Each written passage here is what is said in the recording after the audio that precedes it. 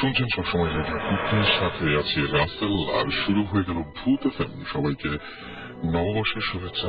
নতুন বছরে নতুন ভাবে আবারও শুরু করছি আজকে প্রথম ভূত এফএম এই বছরে। সুতরাং নববর্ষটা নিশ্চয়ই আশা করছি অনেকেই অনেক ভালোভাবে কাটিয়েছেন, এবং নববর্ষের দিন আমরা আপনাদের কাছে কোনো ধরনের কোনো প্যারানরমাল কোনো ঘটনা নিয়ে উপস্থিত হইনি, বাট আজকে আমাদের কাছে অনেক ধরনের ঘটনা রয়েছে। সেই ঘটনাগুলো আশা করছি আপনাদের ভালো লাগবে। আর আপনাদেরকে প্রথমে শুরুতে জানিয়ে দিই যে SMS করার নিয়মটি। SMS করতে গেলে যেটা করতে হবে, মোবাইলটি হাতে নিতে হবে এবং সেখানে মেসেজ অপশনে গিয়ে টাইপ করে ফেলতে হবে SHOUT শাউট স্পেস আপনার নাম স্পেস আপনার মেসেজ, আর পাঠিয়ে দিতে হবে 9840 নাম্বারে। আর আমার যদি ইমেল করতে চান, ইমেলটা অবশ্যই যারা স্টুডিওতে বিশেষ করে আসতে চান বা যারা বড় ধরনের ঘটনা ইমেল করে জানাতে চান, যেটা আমরা নেক্সট উইকে পড়বো, সেটার জন্য আপনাকে যেটা করতে হবে, ভূত FM BHOOTFM@radiofurti.fm, এখানে আপনারা ইচ্ছা করলে আমাদেরকে ইমেল পাঠাতে পারেন। সো আজকে বেশ কিছু SMS এর মধ্যে পেয়ে গেছি, এবং আমাদেরকে তন্ময় SMS করেছেন গোপালগঞ্জ থেকে, এবং তিনি আমাকে অনেক অভিযোগ করেছেন যে you are very bad because আপনি আমার SMS পড়েন না। এই অভিযোগ তো সবার, এবং আপনি ভয় দেখিয়েছেন আমাকে তন্ময় যে আপনি আমাকে ভূত হয়ে ভয় দেখাবেন। আচ্ছা ঠিক আছে, আসলে ভূত আছে কিনা আমি ঠিক শিওর, আমি ঠিক জানি না ভূত আছে কিনা, তবে একটা প্যারানরমাল ওয়ার্ল্ড আছে এই বিষয়টায় আমি মোটামুটি নিশ্চিত। আমাকে মেঘা বলেছেন ভাইয়া ভূত FM শোনার জন্য। তিনি বলছেন আজকে লাস্ট ডেট, বিকজ কালকে তার এক্সাম শুরু হয়ে যাবে। ঐশী লিখেছেন খুলনা থেকে, আই লাভ ভূত FM, থ্যাংক ইউ। যাদের কালকে থেকে অনেকেরই এক্সাম শুরু হবে, তাদের জন্য অনেক অনেক শুভকামনা থাকলো। Wish you all the best. আশা করছি যে খুব ভালো এক্সাম দিবেন এবং যা আশা করছেন তার চাইতে অনেক ভালো একটা রেজাল্ট হবে। আর আমাকে ক্লাউড ঘোস্ট তিনি লিখেছেন যে রাসেল ভাইয়া শুভ নববর্ষ। ক্লাউড ঘোস্ট তামিম লিখেছেন শুভ নববর্ষ, আমার কাল পরীক্ষা, কিন্তু ভূত FM বাদ দিয়ে পড়ায় মন বসাতে পারছি না, কিন্তু মন বসাতেই হবে তামিম। আপনাকে যেটা করতে হবে, আজকে পড়াশোনাটার দিকে বেশি মন দিতে হবে, যাতে আপনার রেজাল্ট নিয়ে চিন্তাটা মাথায় না থাকে এবং আপনি নিশ্চিন্ত হয়ে যে ভালো একটা রেজাল্ট হবে সেই রকম একটা ধারণা নিয়ে পরবর্তী ভূত FM গুলো শুনতে পারেন। বিথি লিখেছেন যে রাসেল তিনি ভূত FM এর আসলে প্রশংসা করেছেন, থ্যাংক ইউ। আর তাফান্নুম আমাকে SMS করেছেন, এবং তার SMS আমি কখনোই পড়ি না এরকম একটা অভিযোগ করেছেন তিনি, which is very true, but আসলে কিছু কিছু সমস্যা আছে যে সমস্যাগুলোর জন্যই পড়া হয়ে ওঠে না। বাট মানে কখনোই যে পড়বো না মানে এটা কিন্তু সত্যি না, এই যে আজকে পড়ে ফেললাম। গোস্ট রাইডার আমাকে SMS করে বলছেন আসলে ভাই আমার SMS টা পড়া হয় না। আচ্ছা, অন্য একই অভিযোগ। নীলাভ দেখে কি বলছেন, নিশ্চয়ই অন্য কিছু বলবেন নীলাভ এরকম অভিযোগের বদলে। ঠিক আছে, আমার SMS কি কখনোই পড়তে ইচ্ছা করে না। ও মাই গড, সবাই দেখছি একই রকমের অভিযোগ করছেন আজকে, অভিযোগ। ওকে আচ্ছা, আমার খুব ভালো লাগছে, 1 2 3 4 5টা মোটামুটি অভিযোগ আমি খন্ডায় ফেলছি। আর তোমা লিখেছেন হাই ভাইয়া, কালকে আমার বার্থডে, সো আমাকে 12টার সময় উইশ করে, 12টা তো বেজে গেছে, হ্যাপি বার্থডে, এবং আশা করছি নতুন এই বছরটা অনেক অনেক অনেক অনেক ভালো যাবে আপনার, রাইট। আর এদিকে আমার কাছে আরো অনেক SMS আছে, তবে আমার কাছে বেশ কিছু ইমেলও রয়েছে যে ইমেলগুলো আপনারাই পাঠিয়েছেন, এবং সেই রকম কিছু ইমেল আমরা দেশে এবং দেশের বাইরে থেকে বিভিন্ন সময় বিভিন্ন ভাবে আপনাদের ইমেলগুলো পাই, এবং আপনারা অনেকে আমি জানি যে ইন্টারনেটের মাধ্যমে আমাদের ভূত FM শোনেন, থ্যাংকস ফর দ্যাট, এবং আশা করছি সবসময় আমাদের সঙ্গেই থাকবেন। তিনি লিখেছেন ভাইয়া আমি রূপম চৌধুরী আগরতলা ইন্ডিয়া থেকে লিখছি, এবং তিনি বলছেন আমি রেডিও ফুর্তির লিসনার, বিশেষ করে ভূত FM এর রেগুলার লিসনার, এবং আমি BCA লাস্ট সেমিস্টারে পড়াশোনা করছি। ওকে, অলরাইট। এবং তিনি বলছেন ভাইয়া আমার সঙ্গে একটা ঘটনা হয়েছিল 15-20 দিন আগে। আমি সেদিন রাতে একটা ভয়ঙ্কর স্বপ্ন দেখেছিলাম। ওকে, দেখলাম যে আমার বাড়ির সামনে মেইন রোড দিয়ে একজন মহিলা রাত 12টার সময় রাস্তা দিয়ে হেঁটে যাচ্ছেন, এবং একটা গাড়ি এসে ওনাকে ধাক্কা দিয়ে মেরে ফেললো। তখন আমার ঘুম ভেঙে যায়। যাই হোক, তিনি যেটা করেন সেটা হচ্ছে আবার বেশি কিছু চিন্তা না করে বা ওটা মাথায় না রেখে তিনি ঘুমিয়ে যান। কিন্তু সবচেয়ে ভয়ঙ্কর ঘটনাটা হলো সেটা হচ্ছে যে স্বপ্নটা তিনি এক নাগারে 7 দিন দেখতে পেলেন, এবং সেম মানুষ, সেম রাস্তা, সেম গাড়ি, কিন্তু কাউকে তিনি সেটা বললেন না।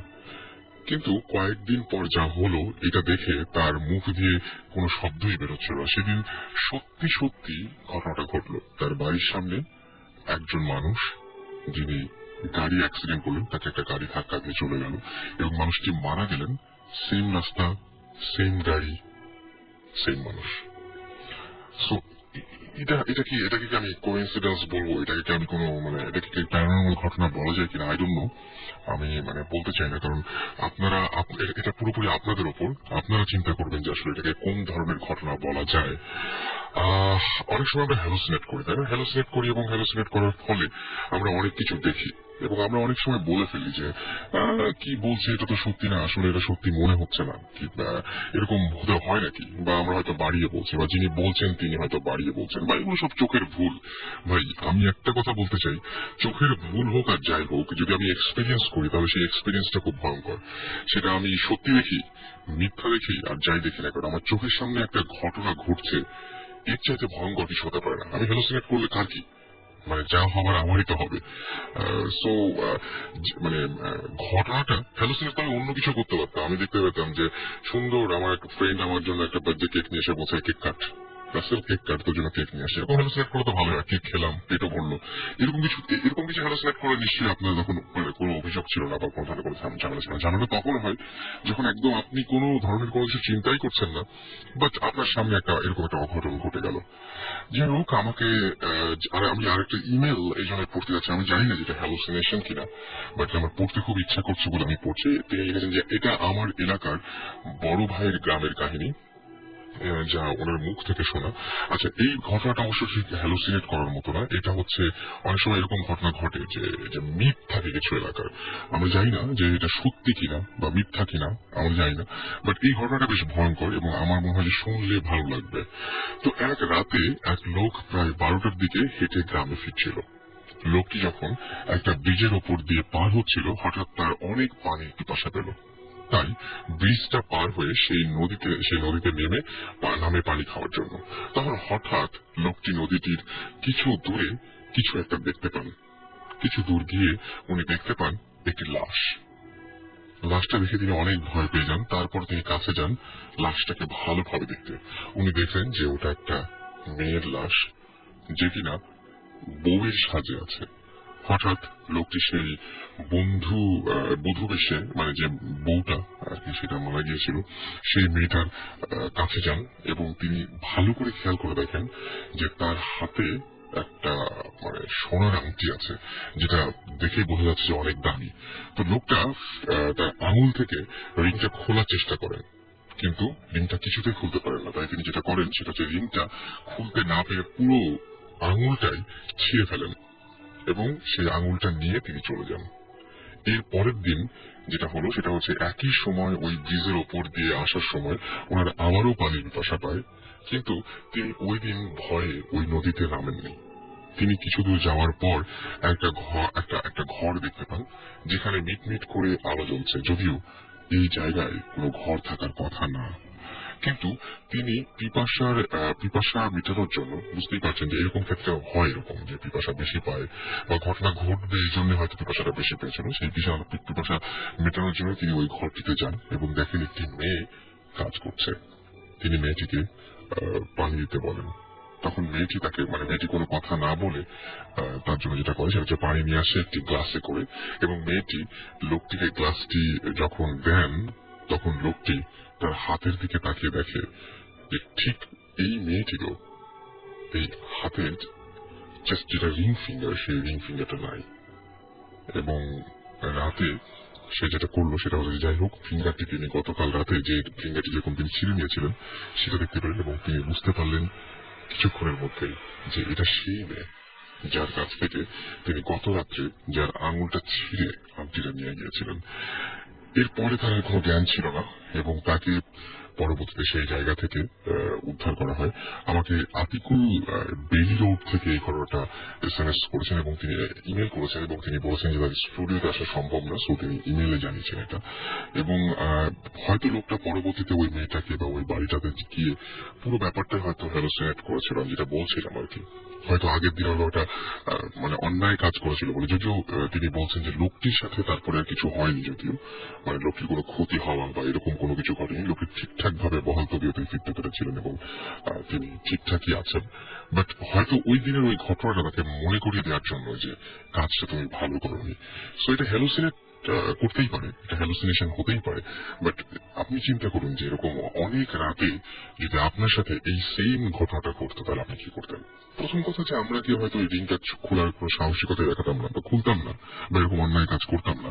আর সেকেন্ড কথা হচ্ছে যে তারপরে যদি এরকম কোনো ঘটনা ঘটতো সত্যি সত্যি আমাদের সামনে, তাহলে আমাদের অবস্থা কি হতো? আমরা গতবার SMS এর সময় বেশ কিছু ইমেলে আমরা পড়লাম, গতবার ইমেল পাঠিয়েছেন যারা গত সপ্তাহে, তাদের মধ্যে অনেকে বলছেন যে হ্যাঁ, ম্যাক্সিমাম ঘটনাগুলো যেটা হয় সেটা হচ্ছে যে একটা লোক এরকম কিছু এক্সপিরিয়েন্স করে তারপর সে সেন্সলেস হয়ে যায়। আমি চাই না যে আসলে সেন্সলেস হওয়া ছাড়া অন্য কোনো ভালো উপায় আছে কিনা। হতে পারে এরকম যে লোকটি পুরোপুরি ইগনোর করে হাসতে হাসতে বাড়ি ফিরে গেলেন, কিন্তু ঘটনাটা কি তা হওয়া সম্ভব? মানে আপনাদের যদি হতো তাহলে আপনারা কি করতেন? আর কোন মানে ঘটনাগুলো কিন্তু মোটামুটি কাছাকাছি ঘটে, একই রকম ঘটে। যেমন এই যে মাছ নিয়ে ঘটনা, রাতের বেলায় মাছ ধরতে নিয়ে যায়, এই ঘটনার কিন্তু 100 বা তারও বেশি হয়তো আছে। মানে 100 জন বললে মোটামুটি কাছাকাছি, জায়গার ভিন্নতা থাকবে, ক্যারেক্টার গুলো বদলে যাবে, কিন্তু ঘটনা ঘটবে ওই একই। মানে মানুষ যেভাবে জন্মগ্রহণ করে, মানুষ যে জন্মায় এবং মানুষ যে মৃত্যুবরণ করে, ব্যাপারটা কিন্তু একইভাবে, মানে মানুষ মানে নানাভাবে মরে, কিন্তু মরে কিন্তু আর মানুষ জন্মায়, তাই না? সো ঘটনাগুলোর মধ্যে ভিন্নতা এটাই যে কার জীবনে ঘটছে। এনিওয়েজ, অনেক বকবক করে ফেললাম। আমাদের কিছু গেস্ট রয়েছেন, সেই গেস্টের কাছে যাব এবং আমরা দেখতে পাচ্ছি যে আমাদের কাছে অলরেডি বেশ কিছু SMS চলে এসছে। ভূতের মেডিকেল আমাদের SMS করেছেন, ভূতের মেডিকেল গ্রুপ। তিনি বলছেন যে ভাইয়া ভৌতিস্টরা আমি যদি জানি যে আজকে জয়েন করবেন তারা আমাদের সাথে। তমা লিখেছেন খিলগাঁও থেকে যে আচ্ছা, ফিঙ্গার রিডিং এটা একটা স্টোরি। এটা স্টোরি কিনা আমি ঠিক বলতে পারবো না, তবে এটা হচ্ছে সেই এলাকায় চালু আছে। আচ্ছা, রাজীব লিখেছেন তিনি ভূত FM পছন্দ করেন। এছাড়াও বাবলু আমাদের SMS করেছেন আমাদেরকে, নিশু SMS করেছেন, জিকো, অনিক রাজ SMS করেছেন, এছাড়াও SMS করেছেন জারা সালাম, এছাড়াও জিনপুরি SMS করেছেন, এছাড়াও আমাদের SMS করেছেন চিটাগং সিটি থেকে। আচ্ছা, আচ্ছা নামটা লিখেননি আপনি। আচ্ছা, যাই হোক, আমরা এক এক আপনাদের সব SMS গুলো পড়ার চেষ্টা করবো। নাইট ডেভিলের SMS এইমাত্র আসলো। প্রণয়ের SMS, স্যাম SMS করছেন আমাদেরকে। সো আমরা যেটা করবো সেটা হচ্ছে যে এখন আপাতত গেস্টদের এক্সপিরিয়েন্স গুলো শুনবো। ইন দ্য মিন টাইম আপনারাও আমাকে SMS করুন, লিখে ফেলুন SHOUT show স্পেস আপনার নাম স্পেস আপনার মেসেজ আর পাঠিয়ে দিন 9840 নাম্বারে। আচ্ছা, আমি শুধু আপনার কাছে যে আপনি ঢাকা থেকে, আপনি শাহজাহানপুর থেকে এসছেন, রাইট? জি জি, আপনি বলেন। আপনি কোথা থেকে এসছেন? তারেক রহমান, শাহজাহানপুর থেকে এসছেন। তারেক রহমান, কি ঘটনা আপনার? আমি যদি জানি যে আপনাদের বাসায় বেশ উইয়ার্ড ঘটনা ঘটছে। গ্রামের বাসাটা কোথায়? ফেনীতে। আচ্ছা, সেখানে খুব উইয়ার্ড ঘটনা ঘটছে এবং বেশ অনেক দিন ধরে। সো কি হচ্ছে সেখানে? আমি প্রথমে বলি যে আমার এক ফুপু আমাদের বাড়িতেই থাকে এবং উনি এবং আমরা একই বাড়িতে, কিন্তু আমাদের ঘর আলাদা। এবং আমার ফুফাতো ভাই ছিল 6 জন, এর ভিতরে 5 জনই থাকতো দেশের বাইরে। তো 2001-এ যেটা হয়েছে, আমার ফুপুরা আলাদা একটা ঘর করে এবং সেই ঘরটা করে হলো ঘরে মানে বাড়ির একদম এক সাইডে, যেখানে ছিল অনেক ঘন জঙ্গল ছিল, অনেক পুরনো গাছপালা ছিল। তো ঘর করার পর যেটা হয় যে বিভিন্ন ধরনের ঘরটা তৈরি হওয়ার পর বিভিন্ন ধরনের প্রবলেম ক্রিয়েট হয়। এবং ফার্স্ট যে প্রবলেমটা ক্রিয়েট হয় যে 2 মাস পরে জানতে পারে যে যেই ওনাদের যে মিস্ত্রিটা ছিল, প্রধান মিস্ত্রি, ঘরটা যিনি তৈরি করেন, তার একটা পা বাঁকা হয়ে যায়। আচ্ছা, তো এরপরে বিভিন্ন ভাবে ওনারা এই খবরটা এখানে আসে এবং জানার পর যেটা হয় যে ওই মিস্ত্রি বিভিন্ন কবিরাজ দেখায় এবং দেখানোর পর যেটা হয় যে বলে যে কবিরাজরা যেটা বলে যে এই যে ঘরটা তৈরি করেছেন উনি, এই ঘরটার একটা সাইড ছিল বাঁকা, যে কারণে ওনার একটা পা বাঁকা হয়ে যায়। তো এর থেকে 1.5-2 বছর পর থেকে একদমই কবিরাজের মতামত। তারপর তো এর 1.5-2 বছর পর থেকে বিভিন্ন ভাবে প্রবলেম হতে থাকে। যেমন তখন আমার একটা ভাবি ছিল, বড় ভাবি বিবাহিত ছিল, একটা ভাই। তো ওই ভাবির রুমে বিভিন্ন ধরনের সমস্যা হতো। দেখা যেত যে আলমারির ভিতর বিভিন্ন আওয়াজ করতেছে। সেই আওয়াজগুলো কেমন? হ্যাঁ, যে একটা বাচ্চা যেভাবে কাঁদে ওইভাবে কাঁদতো। এটা কি দিনে হতো নাকি রাত্রের বেলা এটা বেশি শোনা যেত, যখন ঘুমাতে যেত তখন আর কি এই প্রবলেমটা হতো। ওকে। আর দেখা যেত ভাঙচুর করতে, যেরকম একটা গ্লাস নিচে ফেলে আমরা যে ভাঙার আওয়াজটা শুনবো, এরকম নানা রকম ভাঙার আওয়াজ শোনা যেত। তো তারপর ভাবি যেটা ছিল যে উনি কখনো ভয় পেতেন না এই জিনিসগুলা। হ্যাঁ, ভয় না পেয়ে উনি ওই ঘরটাতেই থেকে যেতেন, এবং প্রথম উনি কাউকে এই ব্যাপারটা জানাননি। তারপর বিভিন্ন ভাবে বিভিন্ন ধরনের, আমার ভাই, বড় ভাই যখন বাড়ি থেকে আসে তখন উনি এই প্রবলেমটা দেখতে পান। যেটা দেখতে পান যে উনি একদিন রাত্রের বেলায় বাইরে এসেছেন, যেটা ঘরটা যেরকম ছিল, আমি ঘরটা বলি যে ঘরটা ছিল এক সাইডে ছিল 3টা রুম আর এক সাইডে ছিল 4টা রুম, এবং মাঝখানে ছিল যেটা করিডোর, মানে সবাই হাঁটা করতো, হাঁটা আসা যাওয়া করতো। এবং উনি যখন বাইরে হলেন রুম থেকে, উনি দেখলেন যে একটা মেয়ে শাড়ি পরে অনেক লম্বা। তো যখন মেয়েটা হাঁটতেছে করিডোরে, এবং যখনই ওনার দিকে তাকালো, তো মেয়েটা কি হলো, আস্তে আস্তে ছোট হয়ে গেল। দেখা যায় আস্তে আস্তে একদম ছোট হতে হতে ওটা একসময় মিলিয়ে গেল। তো উনি এই ব্যাপারটা দেখার পর তেমন ভাবে গুরুত্ব দেন না এবং কাউকে বলেন নাই। তো এরপরে বিভিন্ন ভাবে আরো সমস্যা হতে থাকে। তো সমস্যা হওয়ার পর যে এর মাঝে আমার 2 নাম্বার ভাই যিনি, উনিও বাইরে থেকে আসেন, আসার পর বিয়ে করেন। বিয়ে করার পর আমার বড় ভাবে কিছুটা সমস্যা হয়। বড় ভাবে একটা রোগ ধরা পড়ে, যেটা হচ্ছে যে ওনার মুখ দিয়ে এবং যে লোমকূপ গুলো আছে এগুলি রক্ত ঝরতো। আর রক্ত ঝরতো, এবং বিভিন্ন ডাক্তার দেখানোর পরে কেউ কিছু ধরতে পারে নাই। আপনি বলছেন যে আপনারা ঢাকাতেও চিকিৎসা করেছেন, বিভিন্ন জায়গায় চিকিৎসা করেছেন। ঢাকাতে সমরিতা হাসপাতালে ছিল, প্রায় 3 মাস ভর্তি ছিল। তো সমরিতা ভর্তি করার পর ডাক্তাররা যেটা ওইখানেই প্রথম ধরা পড়লো যে ওনার রক্তকণিকার ড্যামেজ হয়ে যায়। তো এইভাবে এখানে চিকিৎসা হতে থাকলো। এরপর বাড়িতে নানা রকম ভাবিরা আরো দেখতে পেলো যে ঘটনাগুলো, যে মেজ ভাবির রুমে নানা রকম এই আওয়াজগুলো, সেম আওয়াজগুলো আবার মেজ ভাবির রুমে বউ আসেন, তার ঘরেও ঠিক একই রকম ঘটনা ঘটছে। তারপর দেখা যায় যে আমরা যেটা বলি যে বোবা ধরলে যেরকম হয় আর কি, যে চেপে ধরে বা নিঃশ্বাসটা বন্ধ হয়ে যাচ্ছে, এরকম ভাবে বিভিন্ন ধরনের প্রবলেম হয়ে থাকলো। তো আমার এর ভিতরে আবার আমার 3 নম্বর ভাইটাও বিয়ে করে। 3 নম্বর ভাই বিয়ে করার পর যেটা হয় যে ভাবি, আমার যে বড় ভাবিটা ছিল, উনি আরো অসুস্থ হয়ে যায়। আচ্ছা। তো এক সময় দেখা যায় যে উনি মারা যায়। আচ্ছা। মারা যাওয়ার সময় যে ওনার যে ডিজিজ গুলো দেখা দেয়, যে চুল সব উঠে যায়। উনি যখন মারা গিয়েছিলেন তখন ওনার মাথায় একটাও চুল ছিল না, প্লাস উনি একদম শুকনা হয়ে যান। আচ্ছা। তো এইভাবে মারা যায়। তো এর কিছুদিন পরে যেটা ধরা পড়ে যে আমার 2 নম্বর যে ভাবি, দ্বিতীয় ভাবি, মেজ ভাবি, ওনারও ঠিক একই সেম সমস্যাটা ধরা পড়ে কিছুদিনের মধ্যে, যে রক্ত ঝরতেছে প্লাস লোমকূপ গুলো দিয়ে রক্ত। আপনার মানে বড় ভাবির যে প্রবলেম হয়েছিল একই প্রবলেম। তো ওনাকেও সেম একই ভাবে এখনো চিকিৎসা চলছে ওনার, এখনো উনিও ভাবি আছে। তো এর ভিতরে আমার 4 নম্বর ভাই যেটা, উনিও বিয়ে করেন। উনি বিয়ে করার পর যেটা হয় যে, তো ওনারা গ্রাম থেকে শহরে চলে আসে, মানে ফেনীতে চলে আসে, ওইখানেই থাকা দেওয়া ওইখানে থাকা শুরু করে। যে বিভিন্ন ঘর, ওনাদের যে ঘরটা ছিল এটা প্রবলেমের জন্য দেখা যাচ্ছে যে ভাবিরা থাকতে যাচ্ছে না এখানে, অথবা ভাইয়াদেরও ইন্টারেস্ট নেই ওইভাবে, যে স্ত্রীরা অসুস্থ হয়ে পড়তেছে। এই জন্য ওনারাও চাচ্ছিলেন যে কিছুদিন বাইরে থাকার জন্য। আচ্ছা। তো ওনারা বাইরে গেলেন, বাইরে থাকলেন কিছুদিন। তো 4 নম্বর ভাইও বিয়ে করলো, দেখতেছে এখন কারোর প্রবলেম হচ্ছে না, কোনো ভাবিরাও তেমন কিছু দেখতেছে না। মানে যখন আপনারা ওই শহরটা, মানে গ্রাম ছেড়ে শহরে আসতেন, তখন আর কারোর কোনো ধরনের প্রবলেম হয়নি। তখন কি কেউ কিছু দেখতেন? মানে যে কিছু দেখতেন না, কোন ভাবি কিছু ভাবে দেখেনি। তো যেটা হওয়ার পর ওনারা আবার এভাবে যখন 1 বছর ওনারা ওইভাবে বাইরে থাকলেন, থাকার পর ওনারা আবার গ্রামে চলে আসলেন, গ্রামের বাড়িতে। যেহেতু এখন ভাবিদের কোনো প্রবলেম হচ্ছে না আর সবাই মোটামুটি ভালো আছে, এই জন্য ওনারা আবার গ্রামে চলে আসেন। গ্রামে আসার পর যেটা হয় যে আবার প্রবলেম শুরু হয়, যে আমার 4 নম্বর ভাবি যেটা, ওনার সাথে এখন প্রবলেম শুরু হয়, এবং কিছুদিন পর ওনার কিভাবে সেম প্রবলেম একই প্রবলেমটা ধরা পড়ে। হ্যাঁ, ওনার শরীরটা দেখা যাচ্ছে যে ফুলে যায়, তারপর রক্ত মানে দুর্বল হয়ে পড়ে। তো ডাক্তার দেখানোর পরে প্রথম যেটা হয়েছিল যে ডাক্তার বলেছিল যে হয়তো বা রক্ত শূন্যতা, এই কারণে এই প্রবলেমটা হচ্ছে। তো ঢাকায় আমরা যখন নিয়ে আসি, তখন ঢাকায় ডাক্তার পরীক্ষা করে এবং দেখা যায় যে সেম একই রক্তকণিকা ড্যামেজ। আমার 3 ভাবির একই সমস্যা, সেম ভাবে তারা আক্রান্ত হয়েছেন, এবং তাদের মধ্যে বড়জন যিনি তিনি মারা গিয়েছেন। এবং এরপর আমার ওই বড় ভাই আবার বিয়ে করেন। বিয়ে করার পর যেটা হয় যে এই ঘরে আবার ওনারা কি করেন যে এভাবে থাকার পর যখন দেখলেন যে 4 নম্বর ভাবিটা অসুস্থ হয়ে পড়লো, তখন ওনারা আবার শহরে চলে আসেন। আচ্ছা, এখন পর্যন্ত ওনারা ফেনীতে আছেন, ফেনী শহরে আছেন। শহরে আছেন, এখন আর বাড়িতে যাননি ওনারা। ওকে। তো এরা যেটা হয় যে এগুলাই প্রবলেম হচ্ছে আপাতত, যে এরপরে এমনি আমার ভাইরা যেটা হচ্ছে যে ভাইটা আমার বাড়িতে থাকতো উনি বিভিন্ন ধরনের প্রবলেম দেখতে পেয়েছেন। যেমন উনি ফেনীতে থাকতেন, তবে উনি কি করতেন যে প্রতি বৃহস্পতিবার রাত্রে বাড়িতে গিয়ে থাকতেন।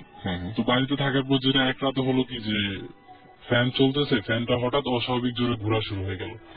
তো উনি যেটা দেখলেন যে কেউ একজন তাকে চেপে ধরতেছে, আর নখগুলো বড় বড়, দাঁতগুলো মানে বড় বড় এই টাইপের। তো উনি কোন রকম সুরা একটা পরে, মানে এটা হচ্ছে ঠিক যে বোমা ধরার মতো ব্যাপারটা, ওইভাবেই উনি একটা সুরা পরে দৌড় দিয়ে ঘর থেকে বের হয়ে গেলেন। তো উনি আর ওই রাত্রে এখানে ছিলেন না, এরপর থেকে মোটামুটি কেউ আর ওখানে থাকে না। তারপর যেটা হয় যে আমরা ভাইয়েরা বিভিন্ন ভাবে, হুজুর বলেন বা কুবিরাজ বলেন, আমরা বিভিন্ন ভাবে ওইটা হয়েছে, এবং কোন হুজুরই কোন ধরনের সমাধান দিতে পারে না এখন পর্যন্ত।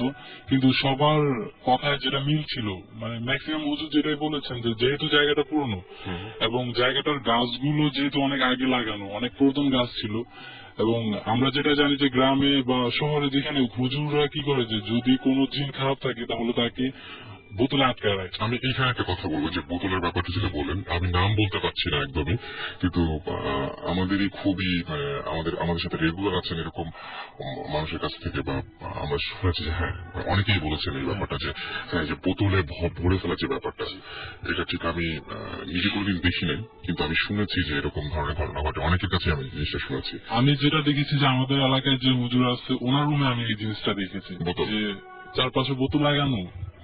পরে আমি আমার আব্বুকে জিজ্ঞেস করলাম একদিন বাসায় যে এটা কেন, পরে বললো যে এখানে জিনদের আটকানো, যারা খারাপ থাকে ওদেরকে এখানে মানে ধরে আটকায় রাখা হয় আর কি, শাস্তি স্বরূপ এটা।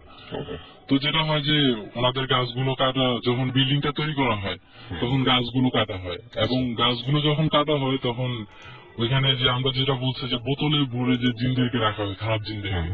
তো স্বাভাবিক যে একটা যখন ঘর করার জন্য যখন পিলারটা তৈরি করা হয় তখন গর্ত করতে হয়, এবং এখানে যে বোতলটা ছিল সেটা ভেঙে যায়, যার কারণে কি হয় যে ওখানে যে জিনগুলো ছিল ওরা বেরিয়ে আসার পর যে ঘরের পাশেই বড় একটা আম গাছ, অনেক পুরাতন একটা আম গাছ আছে, ওরা এখন হুজুরা যেটা বলছে আর কি ওরা ওইখানেই থাকতেছে বর্তমানে। এবং ওই জিনগুলা যেটা বলছে যে ওরা এই ঘরে কাউকে থাকতে দিবে না, প্লাস ওরা 7 জন মহিলাকে খাবে, মানে ইফেক্ট করবে ওরা, মানে তারা 7 জন মহিলার ক্ষতি করবে। এবং খুব আশ্চর্যজনক ভাবে আমি জানি না যে আপনারা যারা শুনলেন এতক্ষণ এই ঘটনাটা তারা খেয়াল করেছেন কিনা, যে এখানে আপনি বলছেন যে ফুপু আছে, আপনার যে ফুপু সেই ফুপুর কি কোনো প্রবলেম হয় না? ফুপুর প্রবলেম হয় না। আমি আগে যেটা বলছি যে কেউই থাকে না, শুধু একমাত্র আমার ফুপুই থাকে বাড়িতে। এখন মাঝে মাঝে উনি দেখা যায় উনি ফেনীতে থাকে, তারপর দেখা যায় যে উনি কোন ওকেশনে আসলেন 1 সপ্তাহ 2 সপ্তাহ 1 মাস উনি একলাই একটা ঘরে একটা রুমে আছেন, ওনার কখনো কোনো প্রবলেম ক্রিয়েট হয় না, উনি কখনো কোনো কিছু দেখেন না। সো আমি এই ঘটনাটা শুনে আমার যেটা মনে হয়েছে যে যাই থাকুক না কেন এই বাসায় নতুন কেউ, মানে ফ্যামিলির কেউ, মানে রক্তের সম্পর্কের নয় এরকম কেউ আসলেই প্রবলেমটা তার সাথে হচ্ছে। মানে যাদেরকে বিয়ে করে নিয়ে আসছেন তারা ডেফিনেটলি আপনাদের ফ্যামিলির না, আপনাদের ফ্যামিলির বাইরের মেয়েগুলোকেই বিয়ে করে নিয়ে আসছেন, এবং বিয়ে করে নিয়ে আসার ফলে যেটা হচ্ছে সেটা হচ্ছে বাইরের মানুষকে তারা করছে ক্ষতিটা, কিন্তু ঘরের মানুষ বা ঘরে যারা মেয়েরা আছে তাদের কোনো ক্ষতি হচ্ছে না, ঘরের ছেলেদেরও কোনো ক্ষতি হচ্ছে না। বাট এটা খুবই উইয়ার্ড একটা ঘটনা যে একে একে একে একে প্রত্যেকটা ভাবির জীবনে বা প্রত্যেকটা মেয়ের জীবনে এরকম ঘটনা ঘটবে। সো এখানে যেটা হয়েছে যে আমার প্রথম 2 ভাবিকে ওরা ইফেক্ট করেছে, প্লাস 3 নাম্বারটাকে কিন্তু করে নাই, আবার 4 নাম্বারটা। ওকে, বাট আমি জানি না যে 3 নাম্বারটাকে যে মানে জাস্ট স্কিপ করে গেছে তার মানে এই না যে তার কিছু ঘটবে না বা না ঘটুক, বাট এই ব্যাপারটা এরকম হচ্ছে যে ব্যাপারটা হচ্ছে সবসময় বাইরের মানুষের সাথে ঘটছে। আমি যে ব্যাপারটা আমরা প্রথমে যেটা ভাইয়েরাও যেটা মনে করেছিল হয়তোবা প্রথম যিনি 2 ভাবি ছিল ওনাদের রক্তের গ্রুপ ছিল একই, তো প্রথম ওনারা যেটা ভেবেছিল যে হয়তো ওই ধরনের কোনো সমস্যা, কিন্তু যখন 4 নম্বর ভাবিটার হলো তখন ওনারা এটা থেকে সরে এসেছে না এখানে আলাদা। সেটাই না, আমি যে SMS একটু আগে দেখলাম যে আমাকে মেধা জিজ্ঞেস করেছে যে ভাইয়া তুমি কি কবিরাজদের বিলিভ করো। আমার কথা হচ্ছে কি যে বিপদে পড়লে তখন মানে এই প্রশ্নটার উত্তর পাওয়া যাবে। আসলে আমাদের যদি বিপদ না হয় তাহলে আমরা কখনোই বিশ্বাস করবো না, অনেক কিছু উড়িয়ে দিই। আমরা আমাদের যেরকম হয় না যে আমরা সাধারণত যে দেখে যে ফুট ওভার ব্রিজ যেগুলো আর কি, সেই ব্রিজগুলোতে আমরা যে হাঁটতে চাই না, কিন্তু একটা অ্যাক্সিডেন্ট ঘটে গেলে তখন তখন বোঝা যাবে যেটা আসলে গুরুত্ব কত হয়। সো ব্যাপারগুলো আসলে ঠিক এরকম না যে আমি মানে হুট করে বলে দিতে পারবো যে আমি বিলিভ করি কি না করি। আসলে আমার কাছে এই ধরনের প্রশ্নের কোনো অ্যান্সার নাই। আমাকে সৌরভ মালিবাগ থেকে লিখেছেন যে আজকে তিনি বাসাতে একা, সো তাহলে আমি বলবো যে ভূত এফএম সঙ্গে পারফেক্ট একটা ডে। আচ্ছা, আমরা জিন নিয়ে কথা বলছিলাম, আপনিও বলছিলেন জিন নিয়ে কথা, এবং জিন নিয়ে আমরা আরো কিছু কথা বলবো, এবং আমাদের সাথে আরো একজন গেস্ট রয়েছেন, তিনি তার আগে একটু কথা বলবেন। তিনি আমাকে শুরুতেই বলেছিলেন যে ব্ল্যাক ম্যাজিক নিয়ে একটু কথা বলবেন। তার আগে আপনার পরিচয়টা জানি। আসসালামু আলাইকুম, আমার নাম হচ্ছে ফিরোজ ফয়সাল হক ফ্রম গুলশান। ওকে, সো আপনি ব্ল্যাক ম্যাজিক নিয়ে আমাকে বেশ ফোনে বলছিলেন, সো কোরআন যেটা বলে অ্যাবাউট ম্যাজিক, যেটা হচ্ছে কুফর, মানে it is the thing which exist. এটা এমন না যে এই জিনিসটা নাই বা মিথ্যা কথা, এই জিনিসটা আছে কিন্তু এটা ইউজ করা যাবে না। ওকে, লাইক মেনি আদার থিং যেগুলো আছে কিন্তু ইউজ করা যাবে না। এবং এটা ঠিক যে যেমন কোরআনে আমরা দেখি যে আছে যে ব্ল্যাক ম্যাজিক ইউজ করা হয় একটা লোক এবং তার স্ত্রীর মাঝখানে সেপারেশন করে দেওয়ার জন্য, এরকম অনেক সম্পর্কে বিচ্ছেদ ঘটানোর জন্য এরকম মানে মানে খারাপ কাজে ব্যবহার করা হয় বেশি। আবার এমনও হইতে পারে যে কোনো লোক কোনো মেয়েকে চায়, তার পছন্দ, সে এমনি আসতেছে না, জাদু করতেছে ইত্যাদি। এবং উনি যে বলতেছিলেন যে ওনার ভাবি চুট পড়ে গেছেন, একদম চিকন হয়ে গেছেন, এগুলো হচ্ছে সাইন যে হয়তো ওনার জাদু টাদু করা হয়েছে। এটা কিন্তু একটা সাইন, বাকির আল্লাহ ভালো জানে। ওকে, সো আপনার তার মানে আপনার সাজেশন হচ্ছে যে মানে ব্ল্যাক ম্যাজিক, আপনি বলছেন বারবার করে, আমি আসলে এটা বলবো যে ব্ল্যাক ম্যাজিক যেন কেউ না করে, বিকজ আসলে আমরা মনে করি কি যে একবার কেউ বলছে লা ইলাহা ইল্লাল্লাহ, সে মুসলিম হয়ে গেছে, জান্নাতে চলে যাবে। বাট অনেক কাজ আছে বা অনেক বিলিফ আছে, যদি ওটা আপনি করেন তো ওই লোকটা কিন্তু অটো কাফের হয়ে যাবে। He does not have to intend যে আমি করে ইসলাম থেকে বেরিয়ে যেতে। এরকম একটা হচ্ছে black magic, using and believing. এই ক্ষেত্রে আরেকটা জিনিস আছে, অনেকে বলে যে ব্ল্যাক ম্যাজিক আমাকে এফেক্ট করছে, সো এটাকে কিওর করার জন্য পাল্টা ম্যাজিক করতে হবে, এটা কিন্তু ঠিক না। এটা যদি আপনি করেন যে কিওর করার জন্য, ওই ক্ষেত্রে ওইটা কুফর হয়ে যাবে, একটা লোক ইসলাম থেকে বের হয়ে যাবে। রাইট, সো আপনার যে জিন নিয়ে বেশ কিছু এক্সপিরিয়েন্স আছে, আপনাদের ফ্যামিলিতে আছে এটা, সো যদিও খুব ছোট ছোট ঘটনা, তারপরেও শুনি, মানে তার আগে জিজ্ঞেস করি যে জিন ব্যাপারটা যেহেতু আপনাদের ফ্যামিলির সাথে ঘটেছে, আপনি এখন তো বিশ্বাস করেন যে জিন আছে? জিন তো ফ্যামিলির সাথে না ঘটলে বিশ্বাস করতে হইতো, যেহেতু আমি মুসলিম, কোরআন বলতেছে, ইনফ্যাক্ট কোরআন একটা সূরার নামই আছে জিন। রাইট, তার সাথে সাথে একটা জিন বিষয়ক যে কেসটা হচ্ছে যে মানুষ আর জিনের ক্রিয়েশনের পারপাস হচ্ছে আল্লাহর ইবাদত করা। আমরা যখন এটা সেটা অন্যদিকে চলে যাই, এক্সট্রিম কেসে পৌঁছাইলে সে শয়তান হয়ে যায়। কারণ শয়তান তো একটা জিন, সে যখন আল্লাহর ইবাদত থেকে বের হয়ে গেছে, এক্সট্রিম লেভেলে পৌঁছাইলে সে শয়তান হয়ে গেছে। রাইট, এবং মানুষের মধ্যে এটা হয়। তো আপনি কোনোদিন দেখেছেন এরকম পজেসড কাউকে বা এরকম পজেসড কাউকে? আমি নিজে মনে হয় দেখছি, আই ডোন্ট থিংক আমি দেখছি, কিন্তু আপনাদের ফ্যামিলিতে অনেকেই দেখছি। আমি শুনি তাহলে যে কি হয়েছিল এরকম। আর জাস্ট একটা ছোট কথা, যে এই যেসব জিনরা মানুষের ক্ষতি করে বা এফেক্ট করে অথবা ইভেন হেল্পও করে, এরকম সাধারণত মুসলিম জিন করবে না। কারণ মুসলিম জিন আর মানুষের কিন্তু কানেকশন হওয়া ঠিক না, অ্যালাউড না। তো মানুষের সাথে যারা কন্ট্যাক্ট করে, এটা হয়তো তারা গুণাকার খারাপ জিন অথবা কাফের জিন। এটা হচ্ছে একটা বেসিক যেটা আমাদের বিলিফ, যে মুসলিম জিন উন্নত হতেছে। যাই হোক, তো স্টোরি যেগুলো মানে স্টোরি তো না, মানে ট্রু স্টোরি যেগুলো, তো আমি স্টার্ট করবো আমাদের আগের যে বাসা আরামবাগে, ওই বাসার মধ্যে অনেক স্টোরিজ আছে এরকম। আর আপনি বারবার করে আমাকে ঘটনাগুলো একটু আগে বলার সময় বলছেন যে all of them are true, বারবার করে বলছেন, অনেক দিচ্ছিলেন বারবার করে। সেটাই, কি হয়েছিল? তো ওই বাসার ছাদে, তিনতলার মধ্যে, ছাদের মধ্যে আর কি একটা রুম ছিল। আর সবাই বলতো যে এই রুমে হয়তো জিন টিন আছে, বিকজ সবসময় সাউন্ড টাউন্ড পাইতো। কেউ হয়তো হঠাৎ যেখানে কেউ নাই, খুব ভালো আতরের স্মেল পাইতেছে, যেখান থেকে হয়তো আপনি যদি ভালো আতর লাগায় ক্রস করেন, স্মেলটা আসবে, বাট কোন মানুষ ক্রস করেনি। তো এরকম অনেক ঘটনা ছিল। তার সাথে সাথে আমার নিজের আম্মার সাথে যে ঘটনা ঘটছে, এটা হচ্ছে around 1979-1980 ঘটনা। তো রাতে ঘুমায় আছেন আব্বা আম্মা, এবং আমার বোন তখন হয়েছে মাত্র 3-4 মাস বছরের বাচ্চা, 3-4 মাসের বাচ্চা আর কি। এবং রুমের লাইট অফ, শুধু একটা সবুজ ডিম লাইট জ্বলতেছে। অ্যাটমসফিয়ারটা এমনিতেই একটু অন্যরকম, লাইট আছে, বাট কিছু মানে ব্যাপারটা হচ্ছে মানে মোটামুটি স্পষ্ট সবকিছু দেখা যায়। Right right. এবং আমার বোন ছিল বেবি কর্জে থাকে, একদম আমার বিছনার সাথেই, যাতে করে হাত দিলে ধরতে পারে আর কি বাচ্চাকে। তো গভীর রাতের মাঝে হঠাৎ করে সেক্ষেত্রে ওই যে বেবি কটের রেলিং যেটা এক সাইড খোলা যায়, সাইড খোলা যায়, নামিয়ে খোলাই ছিল, ওকে খোলা ছিল, আমার যাতে হাত দিয়ে দেখতে পারে আর কি। তো রাতে হঠাৎ নর্মালি সাধারণত এরকম বাচ্চা চিল্লিত না, তো হঠাৎ অনেক জোরে চিল্লে উঠছে। আর ছোট বাচ্চা 3-4 মাসের। আমার মা এটা শুনে উঠে গেছে, এটা বসে গেছে। আচ্ছা, বসে দেখে যে খাটের অন্য সাইডে একটা হয়তো 4-5 বছরের ছোট মেয়ে, ফ্রক পরা এবং চাইনিজদের যেমন চুল থাকে সামনে কপাল ঢাকা, এরকম চুল, রাউন্ড ফেস, শ্যামলা মতো, স্পষ্ট ফেস ছিল, স্পষ্ট ফেস, রাউন্ড শ্যামলা মতো, বড় বড় চোখ করে আমার মায়ের দিকে তাকায় আছে। আচ্ছা, তো বিষয়টা কিন্তু যদি আমরা নিজেরা পরিচিত রাখি, খুব স্কেরি। একদম, যে আপনি ঘুমের থেকে উঠে দেখতেছে আপনার বাচ্চার পাশে একটা এরকম মেয়ে এভাবে আপনার দিকে বড় চোখ করে তাকায় আছে। তো ওরা তো এটা দেখে খুব অবস্থা খারাপ। আব্বাকে যখন ডাকলেন যে দেখো বাচ্চার পাশে কে, এটা যখন আব্বা উঠলেন দেখেন যে আসলে কিছুই নেই।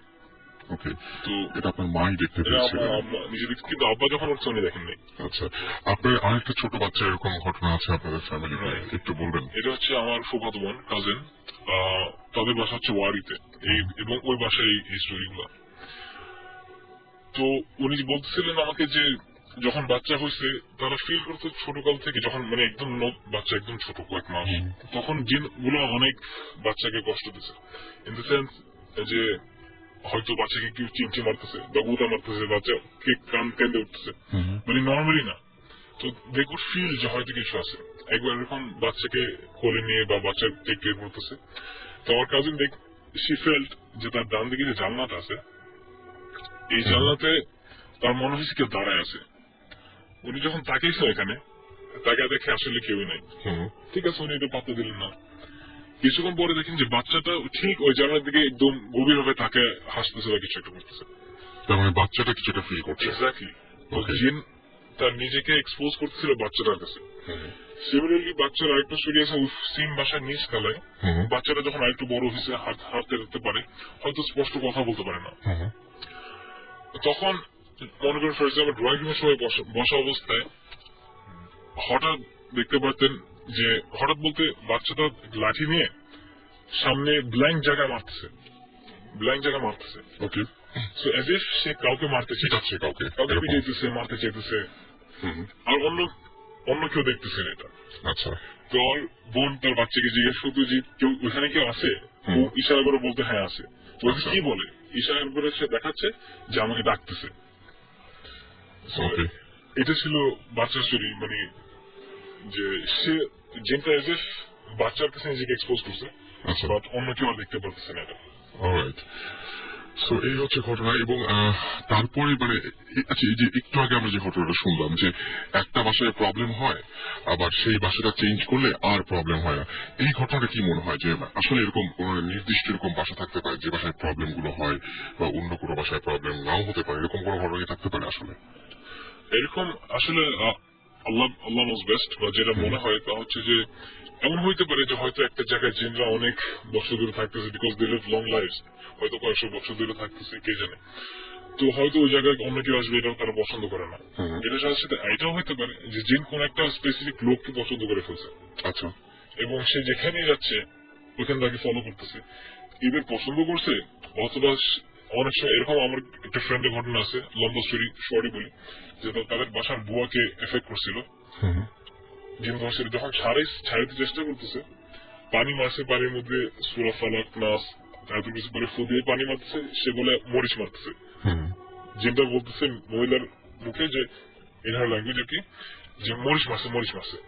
এট দ্য এন্ড সে বলতেছে তুমি কেন ওকে অ্যাটাক করছো? ও বলে যে আমি চুল শুকাইতেছিলাম, সে আমার চুলের উপরে পাড়া দিছে। আচ্ছা, সম্ভবত বুয়াটা হয়তো মজা চলে ফেলতে গিয়ে, সে তো আর বুঝেনি, সে তো আর দেখতে পারেনি, পাড়া দিছে। So it can be possible যে হয়তো জিন কাউকে পছন্দ করছে, অথবা সেটাই, মানে আপনারা বলছেন যে আগে অনেক এরকম ঝামেলা হতো, তারপরে যখন আপনারা বাসা চেঞ্জ করেছেন, আপনাদের আগের বাসাটা কোথায় ছিল? আরামবাগ থেকে যখন গুলশানে চলে এসছেন, তো ওই বাসাতে অনেক প্রবলেম হতো, কিন্তু গুলশানের বাসায় কোনো প্রবলেম হচ্ছে না। বাসার কোনো কেস, হয়তো মানুষের সাথে কিছু ছিল। আচ্ছা, আমি তার মাঝে একবার জানিয়ে দিই যে আমাদের সাথে ভৌতিস্ট জয়েন করেছেন, এবং জিবরান ভাই আমাদের সঙ্গে আছে। জিবরান ভাই হচ্ছে মানে কি অনেক অনেক ক্লান্ত হয়ে এসছেন, কারণ তার মধ্যে পা ব্যথা। পা ব্যথা এই অবস্থা ছিল। বাট আমি একটা এই যে ঘটনাগুলো আজকে আমরা যে সামনে আলোচনা করছিলাম ইনফ্যাক্ট যে ও বলছিল যে ওর বাসায় একটা ঝামেলা ছিল, তারপরে উনিও বলছিলেন যে ওনার বাসায় ঝামেলা, এবং এটা কি হয় যে অনেক সময় দেখা যাচ্ছে কি যে সত্যি তো মানে এই বাসাতে ফিরে গেলে আবার সেই আগের ঘটনা ঘটতে থাকে, আবার সেই বাসা থেকে অন্য বাসায় যখন চলে আসে তখন আর এই ঘটনাগুলো ঘটে না। আমি ঠিক জানি না এখন ওটা অনেস্টলি স্পিকিং, কারণ উনি যেটা বলছেন সরি জিনিসটা হচ্ছে যে এটা কিন্তু উনি যে বললো সেন্ট্রিক, প্লেস সেন্ট্রিক কিংবা পিপল সেন্ট্রিক হতে পারে, কারণ আমরা যখন যাচ্ছি ইনভেস্টিগেট করতে অবভিয়াসলি আমরা জায়গায় যাচ্ছি to see if there any paranormal activities, so obviously place center কেন হয় কিসের জন্য হয় এটা these are age old things, every religion বলে যে explanation of these things যে আমরা বলি জিন স্পিরিটস গোস্ট এটাই হয়।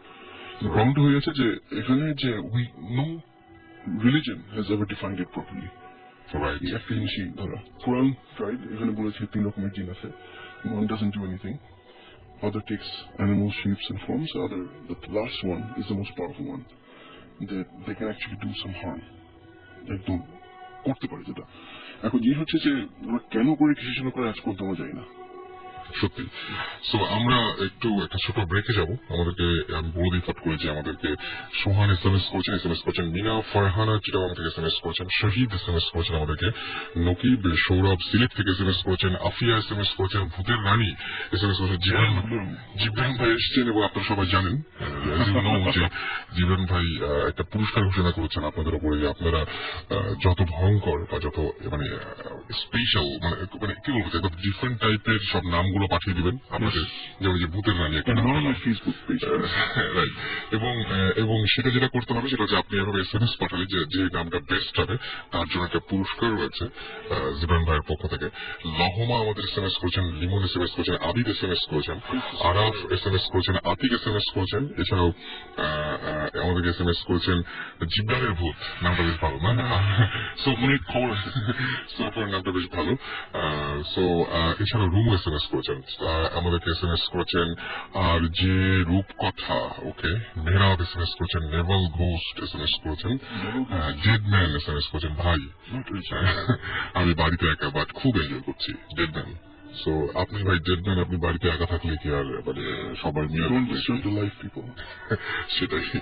জাহিদ এসএমএস করেছেন, মানে ম্যাক্সিমাম এসএমএস এর মধ্যে যেটা সেটা হচ্ছে যে হয় ভূত এফএম অনেক ভালো লাগে, না হলে ভৌতিস্ট কবে শুরু হবে।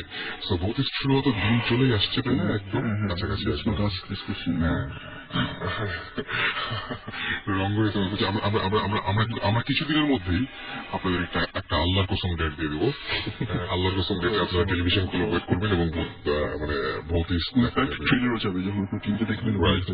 সো আমরা একটা নতুন বছর শুরু করছি, নতুন বছরে ভূত এফএম এবং ভৌতিস্ট নিয়ে অনেক কিছু হবে। সো স্টে টিউন এবং আপনার সময় মতো সব খবর পেয়ে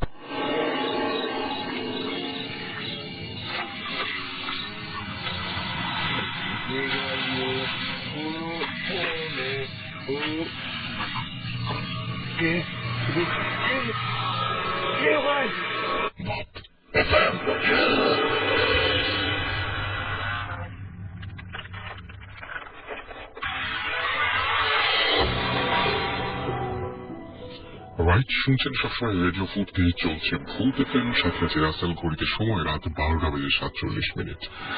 আর ওয়েদারটা খুব দারুণ, এবারের বছরটা শুরু হয়েছে খুব সুন্দরভাবে।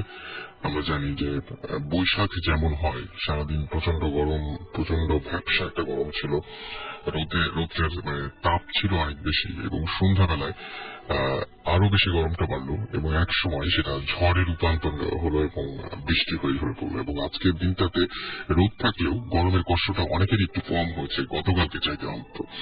যাই হোক, এবার নতুন বছর ভালো যাক সবার, এবং নতুন বছরের প্রথম ভূত এফএম শুনছেন আপনারা, এবং আশা করছি যে এনজয় করছেন। অনেকগুলো ভালো ভালো নাম আমরা পেয়েছি, সেই নামগুলো একটু পরে ঘোষণা করবো। যারা এখনো নাম পাঠাননি বা এসএমএস পাঠাননি তাদের জন্য বলছি, সেলফোনের মেসেজ অপশনে গিয়ে টাইপ করে ফেলুন SHOUT শাউট স্পেস আপনার নাম স্পেস আপনার মেসেজ, আর পাঠিয়ে দিন 9840 নাম্বারে। আমার কাছে আরো একটা ইমেল রয়েছে, সেই ইমেলটা পড়ে ফেলতে চাই। আমাকে ইমেল করেছেন যিনি, তার নামটাকে বলি, তিনি সিলেট থেকে SMS করেছেন, ইমেলটা করেছেন, এবং তিনি তার নামটা হচ্ছে সাগর তালুকদার। ওকে সাগর, যে ইমেলটি করেছেন সেটা হচ্ছে, ভাইয়া আমার জীবনের এমন কিছু প্যারানর্মাল ঘটনা আছে যা মনে হলে শরীরের লোমগুলো শরীরের লোমগুলো কাটা দেয়। সেগুলোই শেয়ার করতে চাই আপনাদের সাথে। আজ একটা ঘটনা শেয়ার করছি। আমাদের মূল বাড়ি সুনামগঞ্জ সদরে, আর আমি তখন সুনামগঞ্জেই থাকতাম। ঘটনাটা যখন ঘটে তখন আমি ক্লাস 10-এ পড়ি। সেদিন হঠাৎ কান্নার শব্দ আমার কানে আসে। তখন ঘড়িতে 7টা প্রায়। পরে জানতে পারলাম আমাদের পাশের বাসার মাসিমা আর নেই, তিনি মারা গিয়েছেন। খুব খারাপ লাগলো খবরটা শুনে। ওনার চেহারাটা বারবার চোখের সামনে ভাসতে লাগলো। যাক, একটু পরে জানতে পারলাম যে আমাকে নাকি শ্মশানে যেতে হবে সবার সাথে। প্রথমে আপত্তি থাকলেও পরে যেতে রাজি হই আমি, কেননা কোনোদিন শ্মশানে যাওয়া হয়নি। কাছ থেকে দেখিনি কি করে একটা মানুষ পুড়ে ছাই হয়ে যায়। লাশটাকে শ্মশানে নিতে প্রায় রাত 12টা হয়ে গেল, এবং যেটা হলো সেটা হচ্ছে চূড়ার উপরে লাশটাকে তুলে পুরানো শুরু হলো। এই পরিবেশটা আমার তেমন ভালো লাগছিল না। একটা মানুষকে চূড়ার উপরে তোলা হয়েছে, তারপরে তাকে পোড়ানো হবে, এই পরিবেশটা কোনোভাবেই ভালো লাগছিল না। ভাবলাম বাসায় চলে যাই। কেউ এত তাড়াতাড়ি বাসায়ও যাবে না, লাশটা পুড়ে শেষ হতে ভোর হয়ে যেতে পারে। জানলাম একজনের কাছ থেকে। এতক্ষণ থাকার আমার পক্ষে ইম্পসিবল। আমি সাহস করে একাই চলে যাব কিনা ভাবছি। অবশেষে বাসার দিকে পা বাড়ালাম। শ্মশান থেকে আমাদের বাসা প্রায় 3 কিলোমিটার। লম্বা লম্বা পা ফেলে ফেলে খুব দ্রুত হাঁটছিলাম আমি। ঘড়িতে তখন রাত 2টা হয়ে গেছে। রাস্তা একদম ফাঁকা, সবগুলো ল্যাম্প পোস্টে বাতি ছিল না, তাই কিছু কিছু জায়গায় অন্ধকার ছিল। হঠাৎ আমার কানে কিছু একটা শব্দ এলো।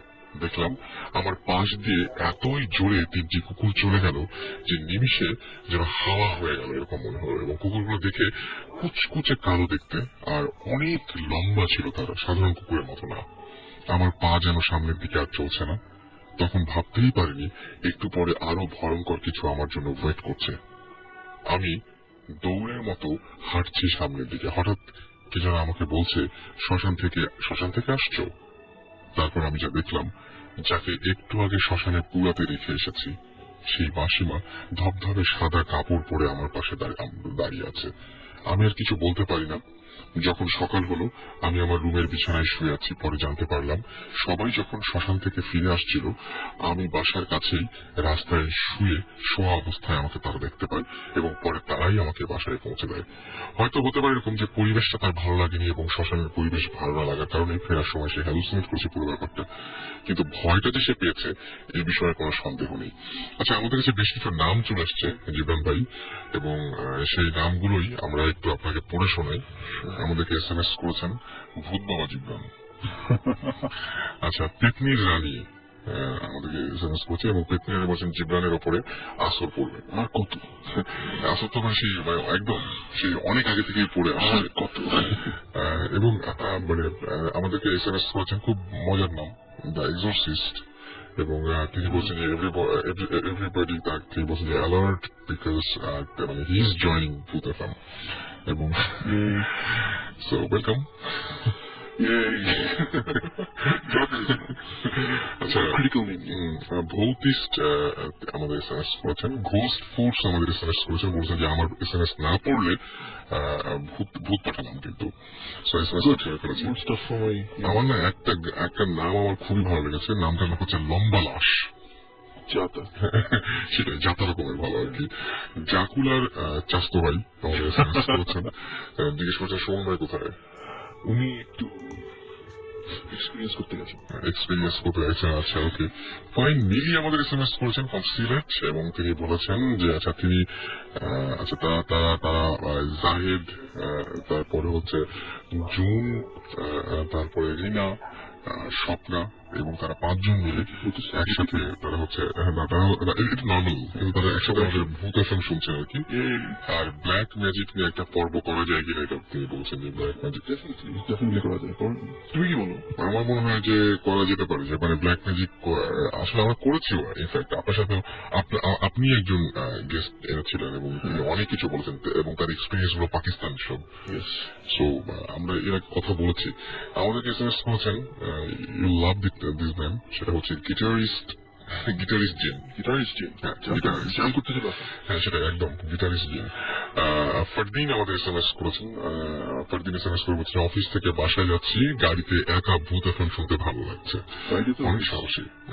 ফ্রাইডে তো তাই, ফ্রাইডে তো অফিস, আমার এটা কোনো সানডেতে ছুটি, এরকম কিছু হতে পারে। আর রাক্ষসী 23 আমাদের এসএমএস করছেন। সেটাই। সো আরো এসএমএস করবে আমাদেরকে। এসএমএস করার নিয়ম কিন্তু বললামই। আমাদেরকে এছাড়া এসএমএস করছেন কিং অফ ভূত, এছাড়াও ডেডলি শ্যাডো, ভূতের দাদা এসএমএস করছেন আমাদেরকে, পাগলা ভূত এসএমএস করছেন। পাগলা ভূতের পাবনায় অ্যাডমিশন হবে কিনা আই নো। আরিফ এসএমএস করছেন লাস্ট স্যাক্রিফাইস। লাস্ট স্যাক্রিফাইস নামটা এখন শেষ হয়নি, নিষ্পাপ শয়তান। আচ্ছা, এরপরে একটা মজার ব্যাপার আছে কিন্তু, অর্থহীন ভূত। শোভন ভাই কই। এবং ফ্লোরা এসএমএস করেছেন কক্সবাজার থেকে, ক্রুসেড সোল এসএমএস করেছেন আমাদেরকে, রাকিব এসএমএস করেছেন এবং খ্যাপাটি ভূত এসএমএস করেছেন, আরজে ভূত এসএমএস করেছেন শামীম, এছাড়াও গোস্ট চেজার এসএমএস করেছেন আমাদেরকে, ন্যারো পিশাচ। এটা হচ্ছে যে কি মানে সরু টাইপের মনে হয় দেখতে, এরকম কিছুটা হতে পারে আর কি। ভূতের নাতি এসএমএস করছেন, মুখ নাই লাশ, নামটা ভালো। সো আপনারা যারা আরো নাম পাঠাতে চান এবং যারা শেয়ার করতে চান আপনাদের এক্সপিরিয়েন্স গুলো ছোট করে এসএমএস এর মাধ্যমে, তারা এসএমএস করুন, লিখে ফেলুন SHOUT শাউট স্পেস আপনার নাম স্পেস আপনার মেসেজ আর পাঠিয়ে দিন 9840 নাম্বারে। আমাদের সঙ্গে আরো একজন গেস্ট আছেন, তার কাছ থেকে আমরা কিছু এক্সপিরিয়েন্স শুনবো। আমি জানি না যে তার এক্সপিরিয়েন্স গুলো কেমন লাগবে আপনাদের, কারণ ব্যাপারটা খুব উইয়ার্ড। আপনি একটু শুনে দেখলে যেহেতু জীবন ভাই এই বিষয়ে কথা বলতে পারবেন। আপনার এক্সপিরিয়েন্সটা শুনে একদম ডিটেল, যেটা আগে আপনার শুরুতে আপনার নাম বলেন এবং আমি বলবো thank you so much, you have come all the way from Mymensingh. Hello listeners, আমি Rifat Imtiaz, Rifat is my nickname. আমি ময়মনসিং এর মুক্তাগাছা থেকে এসেছি, ইন্টারমিডিয়েট ফার্স্ট ইয়ারে পড়ছি। মানে এরকম খুব কমই হয় ভূত এফএমে। এর আগে চিটাগং থেকে এসেছেন কয়েকজন, আর মানে this is the first time যে কেউ ময়মনসিং থেকে আমাদের সাথে শুধু ময়মনসিং মুক্তাগাছা থেকে এসেছেন, মানে আরো দূরে মন্ডার জায়গা থেকে এসেছেন তিনি, মুক্তাগাছার মন্ডা। তবে উনি আজকে সঙ্গে করে মন্ডা নিয়ে আসেননি, আপনাদের সঙ্গে করে না, বাট আপনি মন্ডা চাইতে ভালো কাজ করেছেন, কারণ যেখানে যেটা চলে আর কি, মন্ডা না নিয়ে এসে উনি এক্সপিরিয়েন্স নিয়ে আসছেন। দ্যাটস হোয়াট উই ওয়ান্ট না। সো শুনি আমরা। আসলে আমার যে এক্সপিরিয়েন্সটা, এটা আসলে 1 বছর থেকে ঘটনাটা ঘটে এবং এটার 2টা পার্ট আছে। মানে একটা পার্ট এবং অপর পার্টটার সাথে একদম লিঙ্ক। আসলে যে ফার্স্ট ব্যাপারটা যখন আমি এক্সপিরিয়েন্স করি, তখন যদি এরপর যদি আমি সেকেন্ড পার্টটা না হতো, তাহলে ব্যাপারটা একদম গোড়াটা থেকে যেত, ব্যাপারটা অসম্পূর্ণ থেকে যেত। যাই হোক, আমি ফার্স্ট পার্টটা শুরু করছি। ঘটনাটা শুরু ঘটে 2007। তখন আমি ক্লাস 8-এ পড়ি। তো ক্লাস 8-এর জন্য স্কলারশিপের জন্য তো আমার বাসা থেকে আমাদের যে কোচিং ছিল, কোচিং এর হোস্টেলে আমাকে শিফট করা হয়। তো আমি কোচিং এর হোস্টেলে থাকতাম। যেদিন ঘটনাটা ঘটে সেই ডেটটা হচ্ছে 15th জুন। আমি লিসনারকে অনুরোধ করবো যে আপনারা ডেটটা একটু প্লিজ মনে রাখবেন, দ্যাট ইজ 15th জুন। কারণ আমার যে ঘটনাটা, যে 2টা পার্ট যে ঘটে, এই ডেটটার মাঝখানেই কিন্তু এই ঘটনা 2টা লিঙ্ক হয়। তো যাই হোক, 15th জুন ওই দিন বিকেলবেলা আমরা আমাদের কোচিং এর ছুটি দিয়ে দেয় বিকেলবেলা। পরের দিন সম্ভবত একটা হলিডে ছিল। তো বিকেলবেলা আমি বাসায় চলে আসছি। তো আবার পরের দিন, দ্যাট ইজ 16th জুন, আমার খুব ক্লোজ ফ্রেন্ড মাসুদ, ওর জন্মদিন। তো ও এরকম একটা প্ল্যান করছে যে ওর বাসায় রাত 12:01 পার্টি হবে, ওর বার্থডে পার্টি। তো আমরা সব ফ্রেন্ডরা মিলে সেখানে সেলিব্রেট করবো রাত 12:01। তো সারা রাত আড্ডা দিব, গল্প করবো, মজা করবো, এরকম একটা মানে পরিকল্পনা করছি আমরা।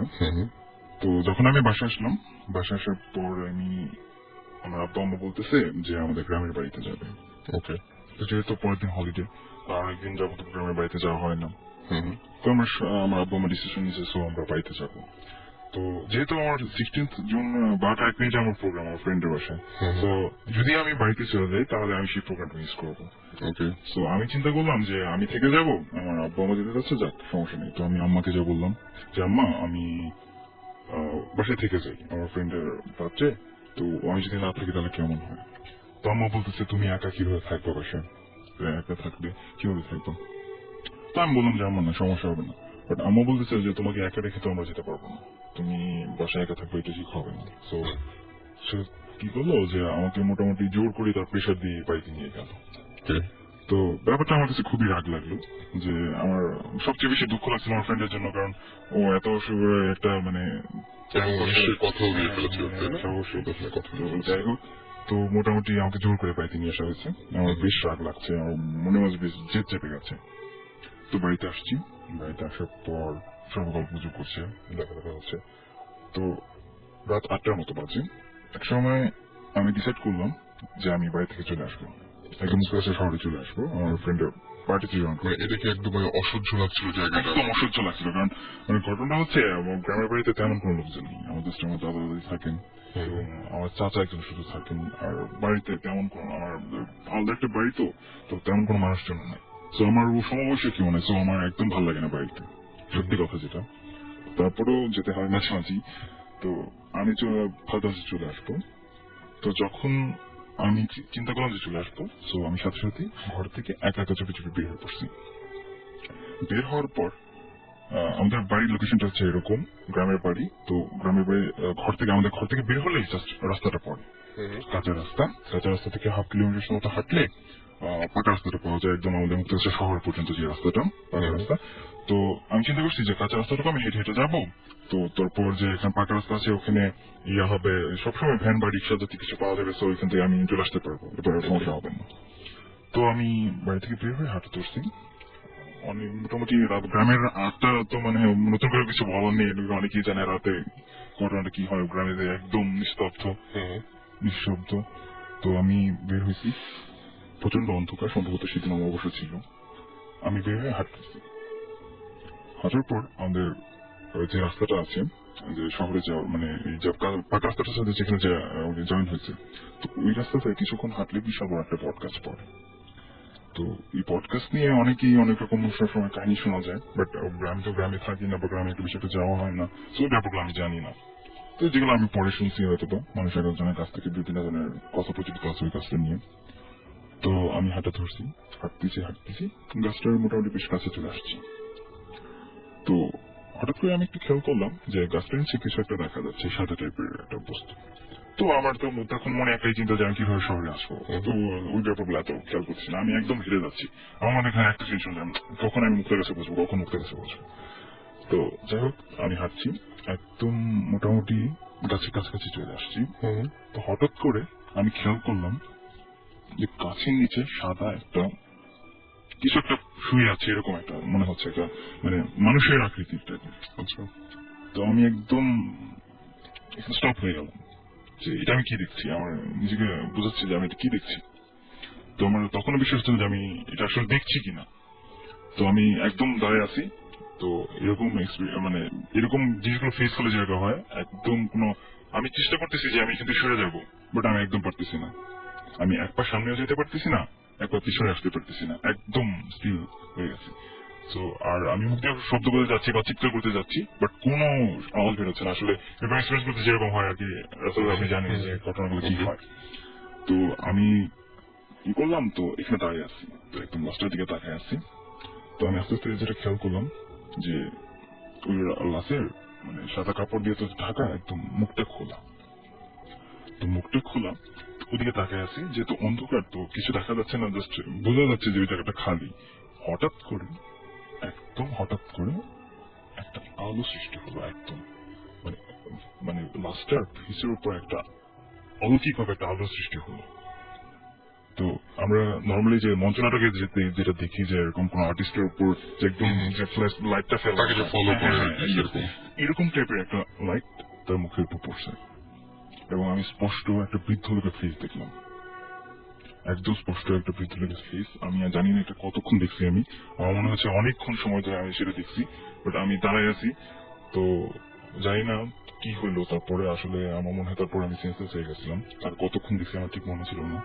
তো সেন্সলেস হয়ে যাওয়ার পর আমি যে ঘটনাটা হলো, যখন আমার সেন্স ফিরল আর কি, তখন দিনের বেলা যখন আমি সেন্স আমার আসলো, তখন যে ঘটনাটা ঘটলো সেটা আমাকে আরো বেশি ভয়ঙ্কর লাগলো। কারণ আমি যেটা দেখলাম সেটা হচ্ছে আমার সামনে সেই বৃদ্ধ লোকটা দাঁড়িয়ে আছে।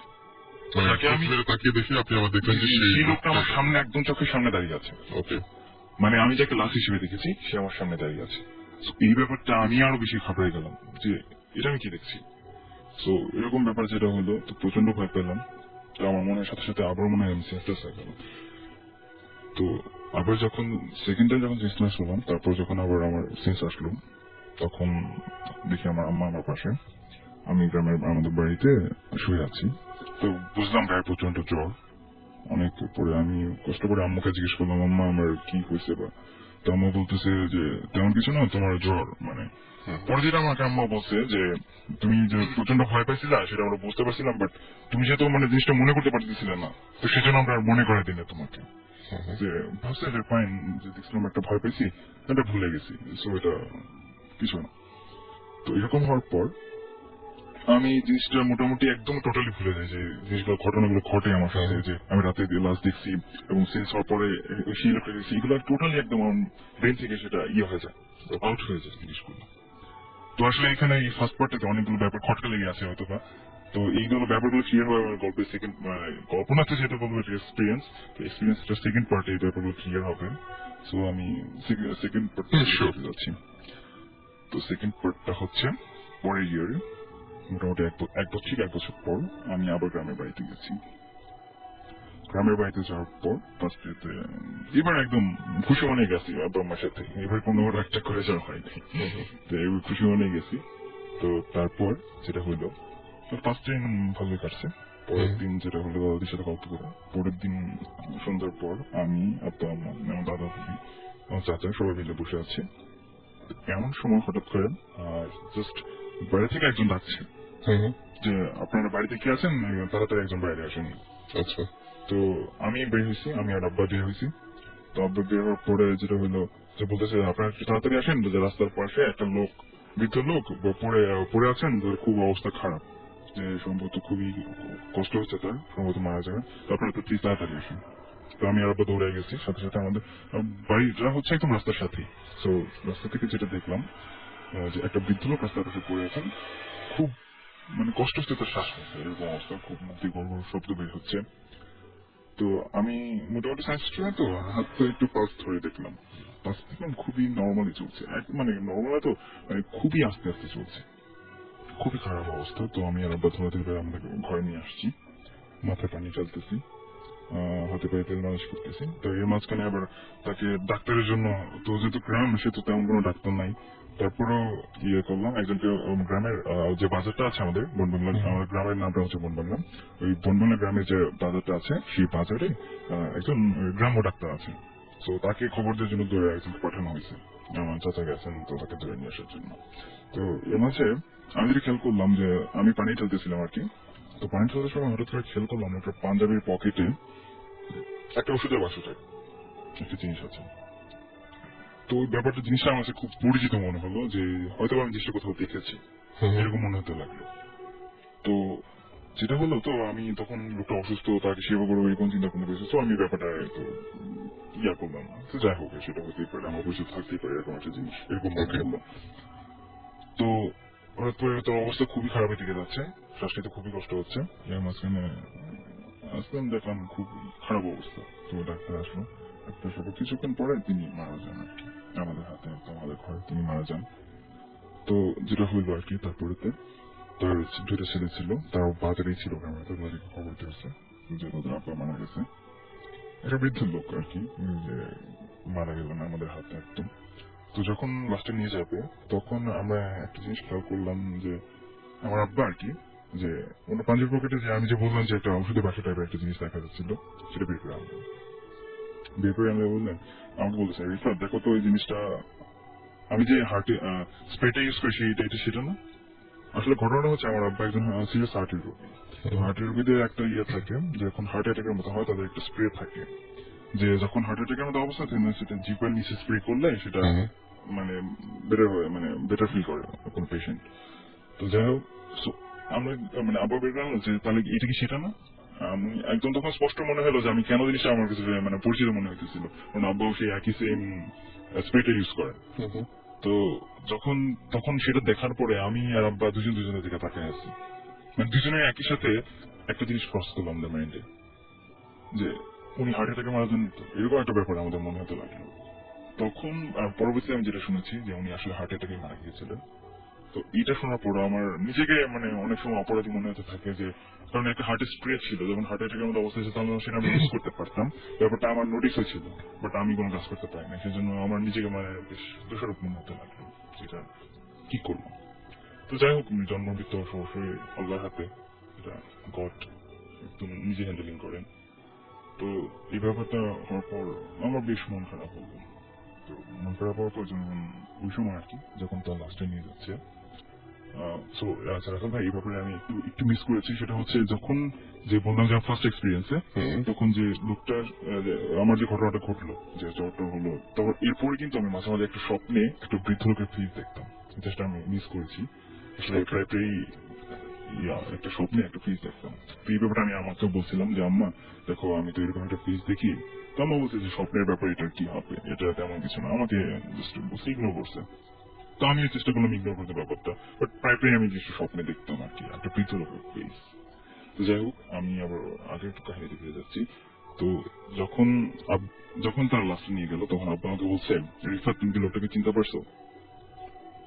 মানে আমি তখন বললাম, দেখো আব্বা, আমি তো গ্রামে থাকি না, বা গ্রামে এত লোককে চিনি না, তো আমি তো ওনাকে চিনতে পারতেছি না।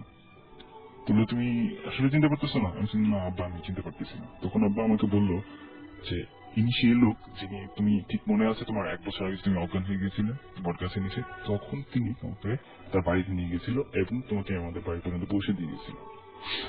আপনি যখন চোখ খুলেছিলেন তখন এই লোকটিকে তখন আপনি দেখতে পেয়েছিলেন। এক্স্যাক্টলি। ওকে, এই লোকটিকে আপনি স্বপ্নে দেখেন? হ্যাঁ, পরবর্তীতে আমি যেটা বুঝতে পেরেছি, এই লোকটিকে আমি স্বপ্নে দেখেছি এবং ভালো করে খেয়াল করেছেন? হ্যাঁ অবশ্যই। এবং খেয়াল করে দেখেছেন। আর তাহলে যে বট গাছের নিচে যে লোকটাকে দেখেছিলেন লাশ হিসেবে, এটা সেই লোকটা, এবং সেই লোকটাই আপনি সেই লোকটাই আপনাকে সামহাও বাসায় পৌঁছে দিয়েছিল, এবং 15 জুন ঘটনাটা ঘটেছিল, এবং পরের বছর ঠিক 15 জুনে এক্স্যাক্টলি। এবং এই যে ঘটনাটা ঘটে, যে লোকটা মারা যান, ঠিক 15 জুন তিনি আমাদের হাতে মারা যান। একদম মানে পুরোপুরি একই দিনে মারা যান, একই 1 বছর আগে তাকে আমি লাশ হিসেবে দেখেছি, এবং ঠিক 1 বছর পর তিনি আমাদের হাতে মারা যান। ওকে, সো জিবরান ভাই যদি কিছু বলতে চান এই ব্যাপারে? সেটাই, মানে অনেক অদ্ভুত কিছু ঘটে আমাদের চারপাশে। সো এরকম একটা ঘটনা শুনলাম। Obviously, there's a lesson to be learned here. I don't know what that is, আমি জানি না। সেটাই, মানে আমিও জানি না, তবে ব্যাপারটা একটু আজব। লাইফের সাথে রিলেটেড হতেই পারে। সো এখন আমরা কিছু SMS এ ফিরে যাই, এবং SMS এর বেশ কিছু নাম এসছে। নাম মোটামুটি আমরা শোর মাঝখানে সিলেক্ট করে ফেলবো। আমাদেরকে SMS করেছে কবরের মোমবাতি, এছাড়া আমাদেরকে SMS করেছেন সহকারী ভ্যাম্পায়ার, টোকাই ভূত, হ্যাঁ টোকাই ভূতটা বেশ মজার, হরিবল ম্যান SMS করেছেন আমাদেরকে। এছাড়া ফাহিম, আচ্ছা ফাহিমের SMS একটু অন্য ব্যাপার, তিনি বলছেন যে আমার সাহস দিন দিন বাড়ছে। দিস ইজ গুড, একদম। আচ্ছা, গ্রেভ অন 7th ফ্লোর, হ্যাঁ একটা এরকম একটা ইয়েও আছে, কি বলে মুভি আছে এরকম টাইপের, যে ভ্যানিশিং অন 7th স্ট্রিট এরকম কি একটা মুভি আছে। হ্যাঁ খুব ভালো, বেশ ভালো। এটা হচ্ছে নিয়মটা হচ্ছে এরকম ধরনের, যে সবসময় হাতে মানে আলো রাখতে হবে, এবং কোন আলোকে বিশ্বাস করা যাবে না যেটা মানে শুধুমাত্র সেটা ছাড়া যেটা আপনি হাত দিয়ে ধরে আছেন। মানে পুরো শহরটাই মানে দেখা যায় যে অন্ধকার হয়ে যায়, আলো চলে যায়, এবং একটা ডার্কনেস এসে মানে সব মানুষ হারিয়ে যাচ্ছে, হুট করে সব মানুষ হারিয়ে যাচ্ছে, একসাথে সব মানুষ হারিয়ে যায় আর কি। এবং যেই মানুষটির কাছে আলো নাই সেই মানুষটি হারিয়ে যায়। যে কজন বেঁচে যায় দেখা যায় তার বিছানার পাশে হয়তো মোমবাতি ছিল। তো আমি যেটা করি, যে আমি এই স্টোরিটা জানতাম না, তবে আমার কাছে হচ্ছে আমার এই যে ডার্কনেস বা এই জিনিস, সেটা আমার খুব ভয় লাগে, যার জন্য আমি সবসময় বলি যে আমি টিভি অন করে রাখি। তো টিভি অন করে রাখি, এই জন্য আমার এক সিনিয়র ভাই বলতে যাচ্ছে তুমি কি এই মুভিটা দেখছো নাকি, এই মুভিতে এরকম একটা ব্যাপার আছে যে সবসময় আলো জ্বালিয়ে রাখতে হয়। তো আমি বেশি আলো জ্বালালে ঘুম আসে না, বা অন্য ঘরে কোনো বাচ্চাতে জ্বলে যেহেতু ঘুম আসে না, সুতরাং আমি টিভিটা অন করে রাখি, টিভির যে আলো হয় সেই আলোটা, এবং হাতের কাছে অবশ্যই আমি টর্চ লাইট টাইট সবকিছু নিয়েই ঘুমানোর চেষ্টা করি, অন্ধকার কোনোভাবে হতে পারে এক্সপিরিয়েন্স একদম। কি হয়েছে এটা শুনি না, শুনি কি হয়েছে? এটা আমার বাসার ঘটনা, এটা জাস্ট আচ্ছা স্টোরি, ইটস অ্যাকচুয়ালি মি আমার ফ্ল্যাটমেটের এক্সপিরিয়েন্স। ওকে। এটা শুরু হচ্ছে অনেক আগে। রিমেম্বার মনে বলছে আমার একটা অ্যাটাক হয়েছিল আমার উপরে ড্রিমের ভিতর, তারপর আমার ফ্রেন্ড ইনসেপশন খুব খারাপ হবে। তখন রেজার এক্সপিরিয়েন্স গুলো আমার ফ্ল্যাটমেটের রেজা তাদের উপর তলেছে। সো লাস্ট 1 মাস ধরে 2 সপ্তাহ আগে পর্যন্ত খুব খারাপ সময় যাচ্ছিল আমাদের ওখানে, কারণ আমি শুটিং এ চলে যেতাম, আমার ফ্ল্যাটমেট ওখানে he's been living there for 22 years ওই বাসায়, আর ওই ফ্লোরে একা থাকা শুরু করেছে প্রায় 3 বছর। কিন্তু এখন মধ্যেখানে এমন পর্যায়ে চলে গেছে যে he wasn't comfortable. Okay, two point যেখানে আমাদের মানে সিরিয়াস ভাবে উল্টাপাল্টা জিনিস হচ্ছে আমার সাথে, always back of our head, মানে কর্নার অফ আর হেড দেখছি, শেপস এন্ড ফর্মস সবসময় দেখা যাচ্ছে। সো একটা পয়েন্ট আসলো যেখানে আমি আর ও বসে 1 সপ্তাহ আমি বাসা ছিলাম, আমি বাসা থেকে কাজ করছিলাম। সো হতো কি যে আমার রুমে একটু বেশি প্রবলেম হচ্ছে এখন, এমন প্রবলেম যে আমি এখন বারান্দায় যেতে পারি। ওকে, এত ডিস্টার্ব হচ্ছে। সো আচ্ছা এই ব্যাপারটা মানে যে ঘরে প্রবলেম, সেই ঘর থেকে অন্য জায়গায় গেলে কি মোটামুটি বাঁচার একটা উপায় আছে, মোটামুটি একটা সলিউশন কি হতে পারে নাকি, নাকি বাইরে প্রবলেম? ওটা আসছি এখন। আচ্ছা, এখন আমি যেহেতু I started living out of my room, ওই রুমে যে ফ্ল্যাটমেটের রুমে সিরিয়াস প্রবলেম হওয়া শুরু করলো। মধ্যে he has a huge bed, so I share কর্নারের মধ্যে আমি যেতে কাজ করে করছে। সো বসে আছি আমি, ঘুমাতে যাই, তখন ওর রুমে যখন আমাদের প্রায় হতো কি রাত্রেবেলা মনে হতো যে কেউ হাতুড়ি দিয়ে চারদিকে বলার মতো হচ্ছে। ওকে, মানে সিরিয়াসলি লাউড সাউন্ড। প্রথমে ঘুমিয়ে যেত কোথায় আসছে, তারপর ঘুমিয়ে যেত, তারপর আমি দেখতাম দরজায় যে কেউ আসছে নাকি। সো বাট এরকম একটা পয়েন্ট আসছে যেখানে আমাদের ওর রুম, ঠিক পাশের রুমটার কোনো দরজা নেই, হিউজ একটা room, it's like 7,000 square feet বাসা, অনেক বড়। ওর রুমটা হচ্ছে একদম সেন্টার, আর ওর রুমটা হচ্ছে 500 স্কোয়ার ফিটের মতো, হিউজ। সো অনেক বড়। So or half room is his room and half the room is practice bed slash recording studio আমাদের। সো পিটাতে একদম চাপ দেখতে। সো আমরা বলছিলাম যে আমাদের উপরতলা ছেলেটা লিটল মেসড আপ, ওর সামনে থাকে কিন্তু ও নিজেই যাবে না, আর উপরে যা কাণ্ড কারখানা হতো we couldn't take it. So what happened was that আমরা একদিন বারান্দা বসে আমরা দুজন অনেক রকম জ্যাম করছি, করতে হঠাৎ we feel bad, and হঠাৎ দেখলাম যে আমাদের একদম কর্নারের শেষে যে something moved. And ফির ডিসাইড করলাম যে না, enough is enough. কেমন দেখছিলেন মানে ওই যে মুভ করে যে একটা হঠাৎ চলে যাবে পাশ দিয়ে, এরকম মানে just corner of your eye something move and you feel the presence, মানে তুমি জানো যে এটা। আমি এখানে একটা কথা বলবো, মানে যে দেখাটা একটা ব্যাপার, কোন সময় এরকম হয় না মাঝে মাঝে যে মানে দেখছি না কিন্তু ফিল করছি আমার চারপাশে কিছু একটা আছে, এরকম প্রায় ওই রুমের মধ্যে একদম ফিল করা যাচ্ছে। মানে আমি নিজে দেখছি যে এরকম হয় যে হঠাৎ করে কোনো একটা জায়গায় ঢোকার সঙ্গে সঙ্গে বা যাওয়ার সঙ্গে অস্বস্তি শুরু হয়ে যায়, একদম অস্বস্তি শুরু হয়ে যায়। এবং ওই সময় যেটা হয় যে একটু শ্বাস নিতে কষ্ট হয় বা শরীরটা একটু খারাপ লাগে, এক্স্যাক্টলি মানে কেমন এক্স্যাক্টলি, এবং মানে শুয়ে থাকা যায় না, একটা সময় দেখা যায় আমি একা জাস্ট বিছানায় উঠে বসে পড়েছি, এরকম ধরনের হয়, তাই না? এটাই হয়, তার জন্য। সো এখন জিনিস হচ্ছে যে I've been studying up a lot, so আমরা ওটা দেখার পরে আমরা চিজ করে we try to feel our way through, দেখলাম যে উপর তলায় it doesn't feel right, so আমরা চলে আসলাম নিচে তলায়, আমাদের ফ্লোরে চলে আসলাম, আমরা 3 তলায় থাকি। Then what we did was আমরা বসে prepared ourselves, যে প্রিপেয়ার করার ক্ষেত্রে উই কেম অ্যাক্রস কতগুলো সার্টেন অবজেক্টস, ট্রায়াঙ্গুলার অবজেক্টস, যেটা এনার্জি ড্র করে, all forms of energy. So এটা আমরা জানতাম অনেক পোয়েট্রি দেখলাম যে it actually draws energy, everything. So এটা আমি বলবো না জিনিসটা কি, because of a single reason যে আমি চাই না কেউ জানুক, বিকজ এটাকে মিস ইউজ করা যায়। আর যদি if you don't know how to use it right, তাহলে কোনো প্রবলেম নেই। না মেস আপ। তাহলে আবার মেস আপ হবে, বলে দেওয়াই ভালো নাকি? তাহলে তো বলে দেওয়াই ভালো বোধ হয়। না না, কেউ জানে না হোয়াট ইজ দিস অবজেক্ট। ওকে, আচ্ছা এই বাসাটা কোন জায়গায় বলে দেবে? আমার বাসাটা ধানমন্ডি। আচ্ছা, তারপরে ধানমন্ডিতে অনেক কিছু ঘটে এরকম। ধানমন্ডি লেকের পারে নাকি অনেক কিছু হয়, লেকের আমার বাসায় লেকে পারে, ছাদে যে বসে বিষয়ে এবং আশেপাশে এরকম ধরনের অনেক ঝামেলা আমাকেও ফেস করতে হবে। তারপর আমরা উই প্রিপেয়ার্ড আওরসেলভস। এটা হচ্ছে 11টার সময়। So by the time we prepared, আমাদের ক্যান্ডেলস নিলাম, আমাদের সবকিছু নিলাম, আমরা বললাম যে উপরে যে আমরা চারতলায় যাই, উইল ফিক্স দিস আপ। যে ফ্ল্যাট ইয়ে ওর কাজিন, ওর ফ্রেন্ডের কাজিন, ওর সাথে কথা বলে উইল ডিসকাস দিস। তুমি জানো না, আমরা জানি, because we've been experiencing this. ওর সাথে বসে আমরা উঠে আসছি আমাদের জিনিসপত্র নিয়ে। উঠে আসতে আসতে আসতে we felt bad. We started feeling really bad. খুবই খারাপ লাগছে আমাদের।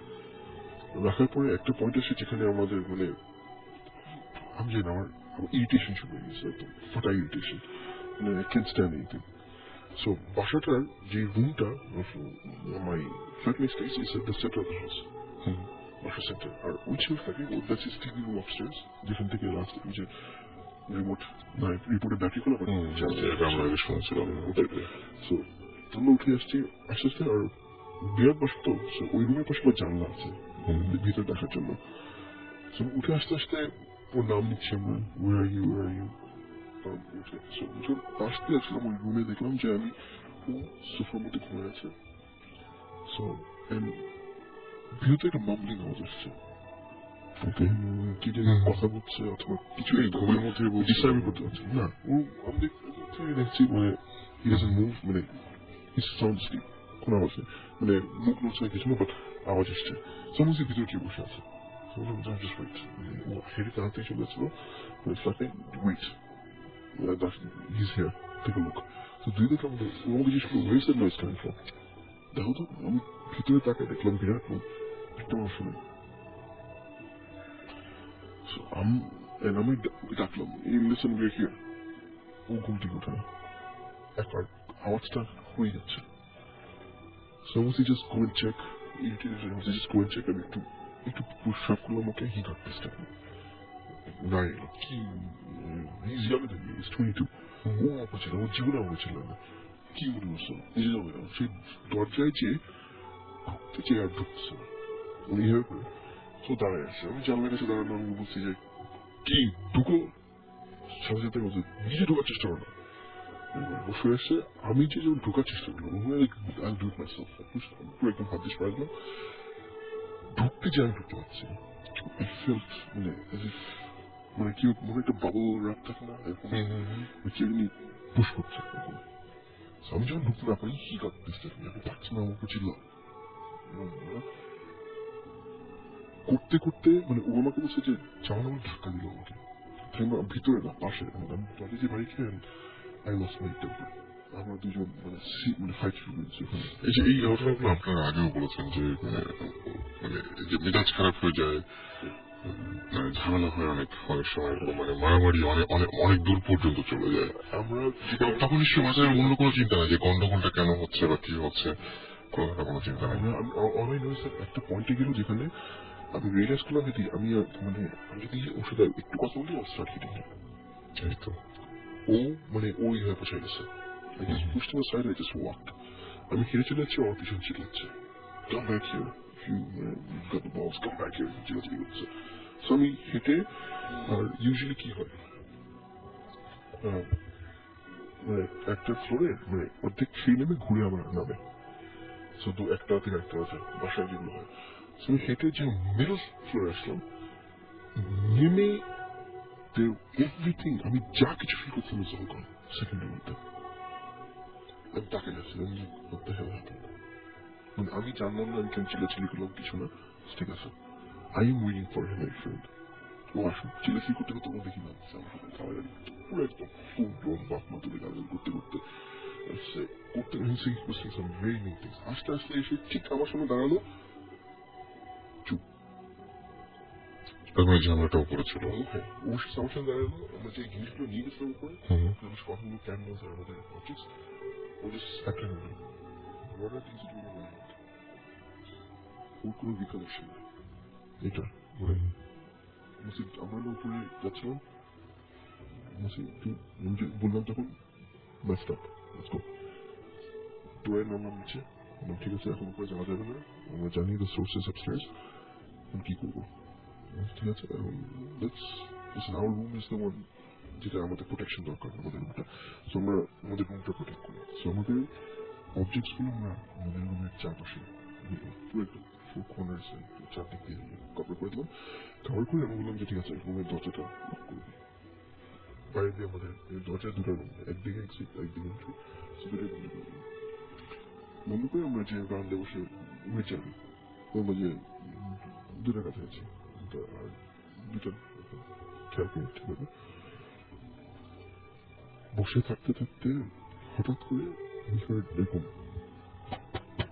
নক, সো আমরা বাইরে গেছি, বাইরে থেকে আওয়াজ আসছে, তাও দেখি না বাড়ছে, তারপর আমরা দৌড়াতে বললাম যে দরজা কে আসছে, ওই বসে না আসলে আমাদের দিয়ে থাকবে বেল দিবে না, যাই আবার বাজাচ্ছি আমি 5 মিনিট পরে আরো জোরে জোরে আওয়াজ আসলো, দেখে শিখে আমরা সোজা গেটের কাছে চলে গেলাম, আমাদের মেন গেটের কাছে যে দেখি যে কেউ নাই, চলে গেছে, তারপর ধাম ধাম ধাম করে আওয়াজ, আমরা দুজনে পিছিয়ে দেখলাম যে ওই রুমটা থেকে আওয়াজ আসছে, যে রুমটা আমরা লক করলো, তখন বিগত স্ক্যার, এবং ওই রুমের মধ্যে কেউ নাই, মানে থাকা সম্ভব না, বাইরে লক করে, এবং কারণ ওই রুমের মধ্যে থাকা সম্ভব না, কিন্তু ওই রুম থেকে বারবার ওইরকম শব্দ আসছিল, এবার জোরে জোরে যখন কাছে যে খুলতে যাবো তখন এমন জোরে যাওয়া ছিল, মানে আর বলা সাহসটা করেননি এবং উচিত হওয়া সেটা।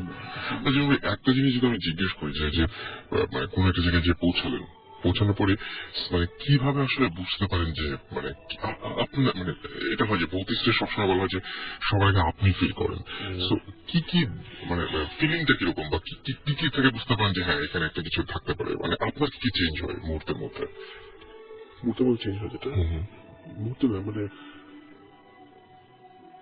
প্রেজেন্স, কয়েক সময় এটা অনেকে হয় যে তুমি বসে আছো, সামন যদি কেউ তাকায় থাকে তোমার দিকে, তুমি জানো না কে তাকায়, তুমি দেখো না কেউ, sometimes you catch the person, you feel it, তুমি ফিল করতে, হ্যাঁ আমাদেরকে কেউ লক্ষ্য করলে বা একভাবে তাকিয়ে থাকলে আমি ডেফিনেটলি সেটা বুঝতে পারবো। করো প্রায় 20 times, আর মনে করো যে ডিরেকশনাল না, যে entire senses around you, মনে হয় যে তোমার চারপাশে একটা মানে I can describe it properly. আমার যেটা হয় যে এমন হয় যে someone is watching, আর সেকেন্ড যেটা হয় সেটা হচ্ছে নিঃশ্বাসটা নিতে কেমন যেন কষ্ট হয়, মানে কেমন খুব ভারী হয়ে যায় পরিবেশটা, আমার এরকম হয় যেটা যে আমি ডিরেকশন বলতে পারি একটু, আচ্ছা যে কোন দিকে আছে এটাও বলতে পারি, ফিল সার্টেন প্লেস আছে এখান থেকে এখানে অথবা কিংবা একটা মানে আই ফিল দ্যাট একটা ফিল দ্য এনার্জি অ্যাকচুয়ালি, সবাই পারে এটা কিন্তু আমি যাই মানে আমরা শুনি না, আমরা কেউ চাই না অনেক কিছু ফিল করতে, because science has taken over our life so much that আমরা বেসিক সায়েন্স এগুলো দিয়েছি, আমরা হচ্ছে সোর্স অফ এনার্জি। ওকে, আমি কিছু SMS পড়ে ফেলি মাঝখানে। আমাদেরকে SMS করেছেন ব্ল্যাক ডেথ, SMS করেছেন জাহিদ বাড্ডা থেকে, এবং SMS করেছেন যে তিনি তার জীবনে একটা এক্সপিরিয়েন্স রয়েছে, সেই এক্সপিরিয়েন্সটা আমি অবশ্যই বলবো ভূত FM @radio4.org পাঠিয়ে দিন। অথবাই আমাদের SMS করেছেন, এবং আমাদেরকে ইউসুফ SMS করেছেন, ইউসুফ মামুন SMS করেছেন আমাদেরকে ভূতের বাপ, ওকে ফরহাদ SMS করেছেন, আমার দাদা বাপ, সুজান একজন SMS করেছেন এবং SMS করেছেন পাগলা ভূত, SMS করেছেন SMS করেছেন অন্যা উত্তরা থেকে, SMS করেছেন শামীম ময়মনসিংহ থেকে, SMS করেছেন পরশ, এছাড়াও SMS করেছেন ফ্র্যাঙ্কেনস্টাইনের ব্রাইড এবং SMS করেছেন আমাদেরকে এছাড়াও আরো অনেকে। আপনি যদি SMS করতে চান তাহলে SMS খুব সহজেই পাঠিয়ে ফেলতে পারেন। লিখে ফেলুন SHOUT শাউট, স্পেস আপনার নাম, স্পেস আপনার মেসেজ, পাঠিয়ে দিন 9840। আমরা একটা ছোট্ট ব্রেক নিব, ফিরে আসছি একটু পরে, এবং সেই পর্যন্ত স্টে টিউনড টু রেডিও।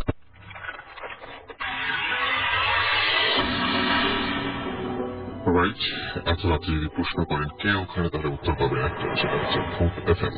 শুনছেন সবসময় রেডিও ফুর্তির সাথে আছে রাসেল, চলছে ভূত FM এবং সেই সাথে রয়েছেন ভূতিস্ট এবং আমাদের আজকের গেস্টরা, এবং তারা আপনাদের সাথে বিভিন্ন ধরনের এক্সপেরিয়েন্স শেয়ার করছেন। এক্সপেরিয়েন্স চাইলে আপনারাও শেয়ার করতে পারেন, এবং সেই জন্য যেটা আপনাকে করতে হবে, আপনাকে SMS করতে হবে, লিখে ফেলতে হবে SHOUT শাউট, স্পেস আপনার নাম, স্পেস আপনার মেসেজ, আর পাঠিয়ে দিতে হবে 9840 নাম্বারে।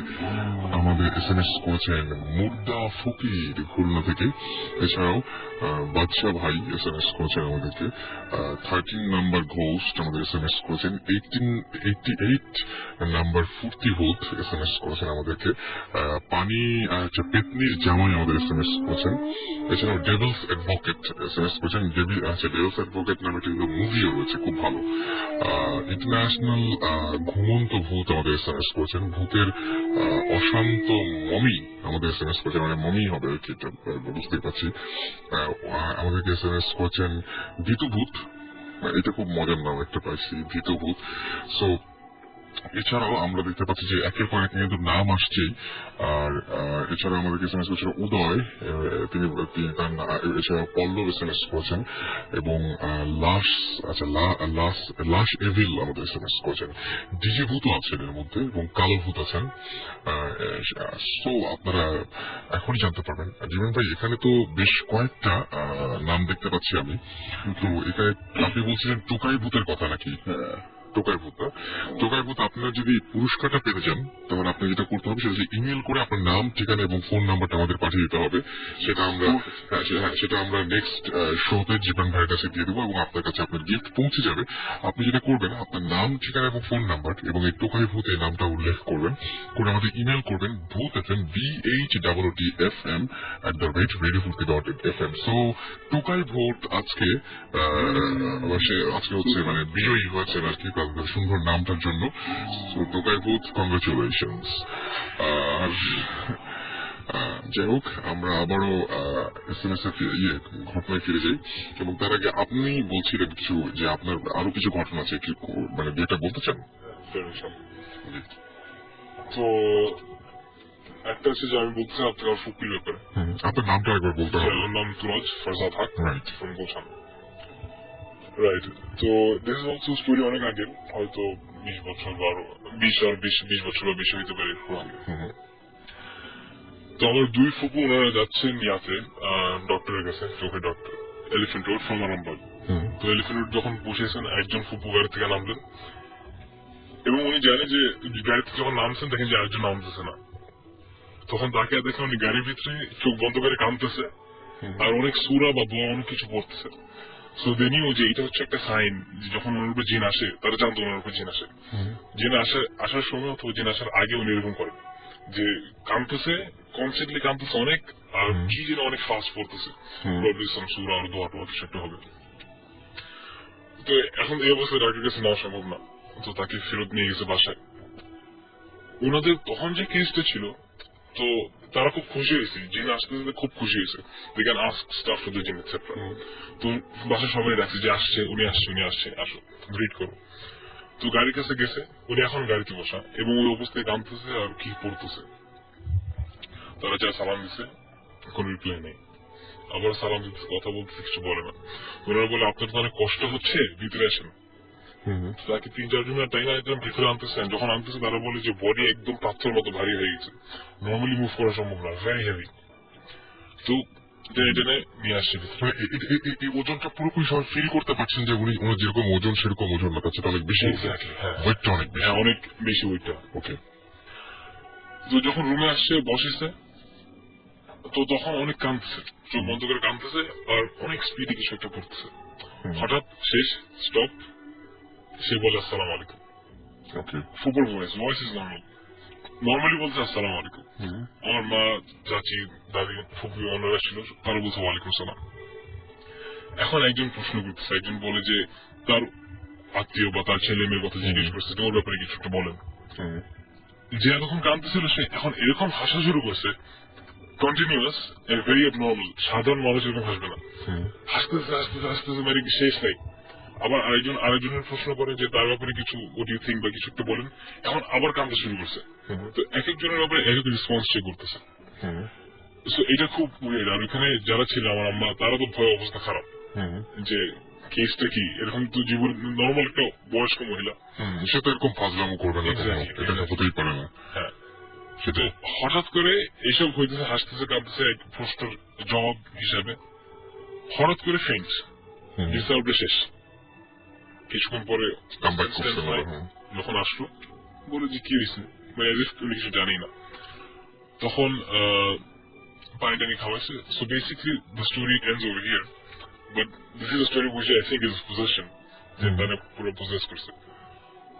আচ্ছা, একটা জিনিস বলবো, সেটা হচ্ছে যে এই যে যারা যারা যারা যারা এরকম পজেসড হন, তারা কেমন ফিল করেন? তারা কি আসলে চান যে এরকম সঙ্গে থাকুক সবাই? মানে ম্যাক্সিমাম কি মনে হয় আপনাদের ফ্যামিলি? তো অনেক স্টোরি আছে, আমি যেগুলো আজকে তো সময়ের অভাবে সবগুলো বলা হলো না, বাট এরকম অনেকজন এরকম অনেক ধরনের প্রবলেম রয়েছে। সো কি মনে হয়, তারা কি হ্যাপি যা হচ্ছে তাদের সাথে এরকম কিছু নিয়ে?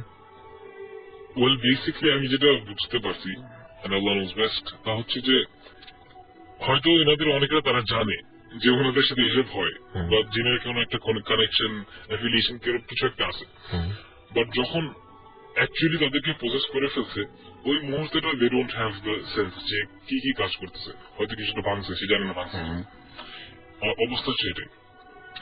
অলসো আমি বলছিলাম আমার ফ্রেন্ডের ঘটনা, যে বুয়াকে মারছে মারিয়ে, আমার ফ্রেন্ড নাম অনি যখন মারছে সে বলছে মরিচ মারছে। আফটার জিন বলতেছিল, after the end of the ঘটনা, জিন বলছে ঠিক আছে আমার এখন যেতে দে, রাস্তা করে দে। সো দে মুভড, যে সামনে ছিল তারা সাইডে চলে গেছে, তো জিন বেড়ে চলে গেছে, মানে যা মনে হয়েছে। আর বুয়াটা নর্মালি আবার শুয়ে গেছে। তো আফটার দ্যাট এসব জানেন না যে কি হয়েছে, বোঝা যাচ্ছে যে হয়তো ওই সময়টা তাদের মাথায়। আপনি পাকিস্তানের একটা ঘটনা বলছিলেন, রাইট?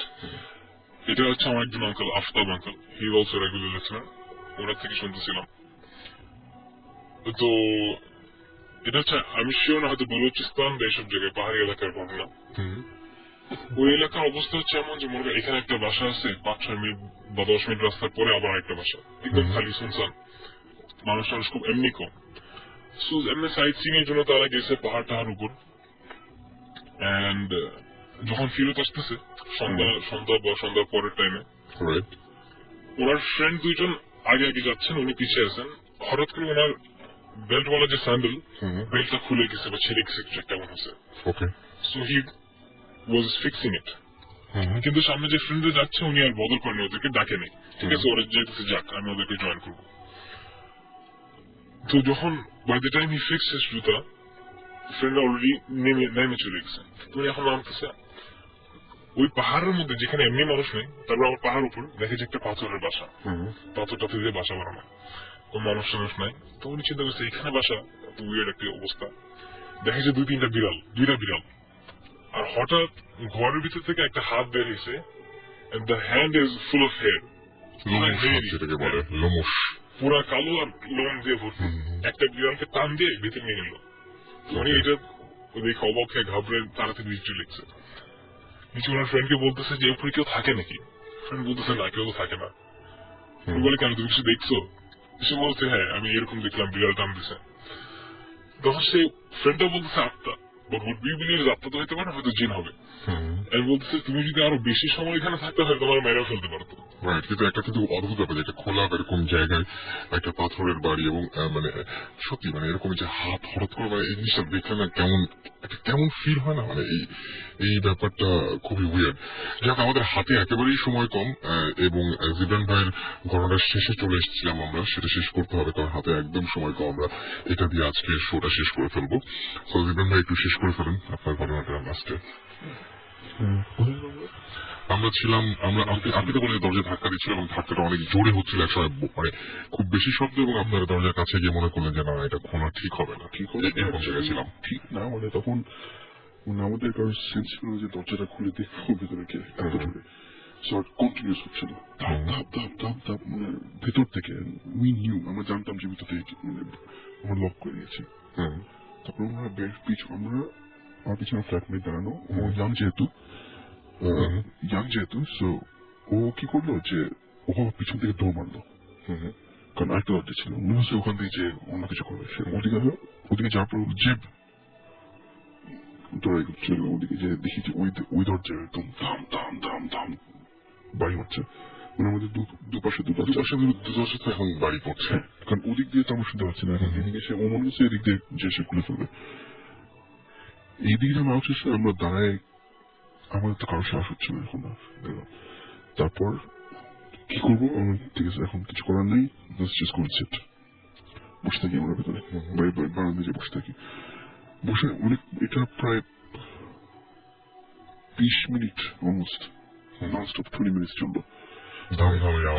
বাইরে দেখি তখন মানে ঝড় আসা শুরু করছে, তখন যে রাত্রেবেলা মানে যখন এরকম ঘটনা ঘটে, আই ডোন্ট নো, বাট মনে করেন যে একটা ফ্লোর এরকম ঘটছে, তো তার যে নেক্সট যে মানে এক্স্যাক্টলি ওরা কি শুনতে পায়? এক্স্যাক্টলি উই থট এত জোরে আওয়াজ হচ্ছে যে উই থট, কারণ আমি ড্রাম বাজালে যত জোরে আওয়াজ করি রাত্রেবেলা তার থেকে বেশি জোরে আওয়াজ। আর আমার মনে হচ্ছে যে পাশে ফ্ল্যাটে কমপ্লেন করবে, ইয়ে করবে, তারপর মানুষ হিসেবে তার will have enough courage to go inside, ভিতরে সেটাই হওয়া উচিত। একটা মানুষ কমপ্লেন করেনি, একটা কেউ আওয়াজ করেনি, এবং সেটা সন্দেহ করেছে, কিন্তু হওয়া উচিত যেটা সেটা হচ্ছে যে সবাই শুনতে পাবে। কিন্তু করছে ওর বাবা থাকে, সে মানে কোনো কাজের লোক না, কেউ না, আর আমাদের ফলে কোনো কাজের লোক নেই, একদম জাস্ট এমটি, আমরা দুজনই শুধু। এত জোরে আওয়াজ, আমরা 20 মিনিট যাওয়ার পরে হঠাৎ করে ধাম করে বন্ধ, ওকে চুপ হয়ে গেল।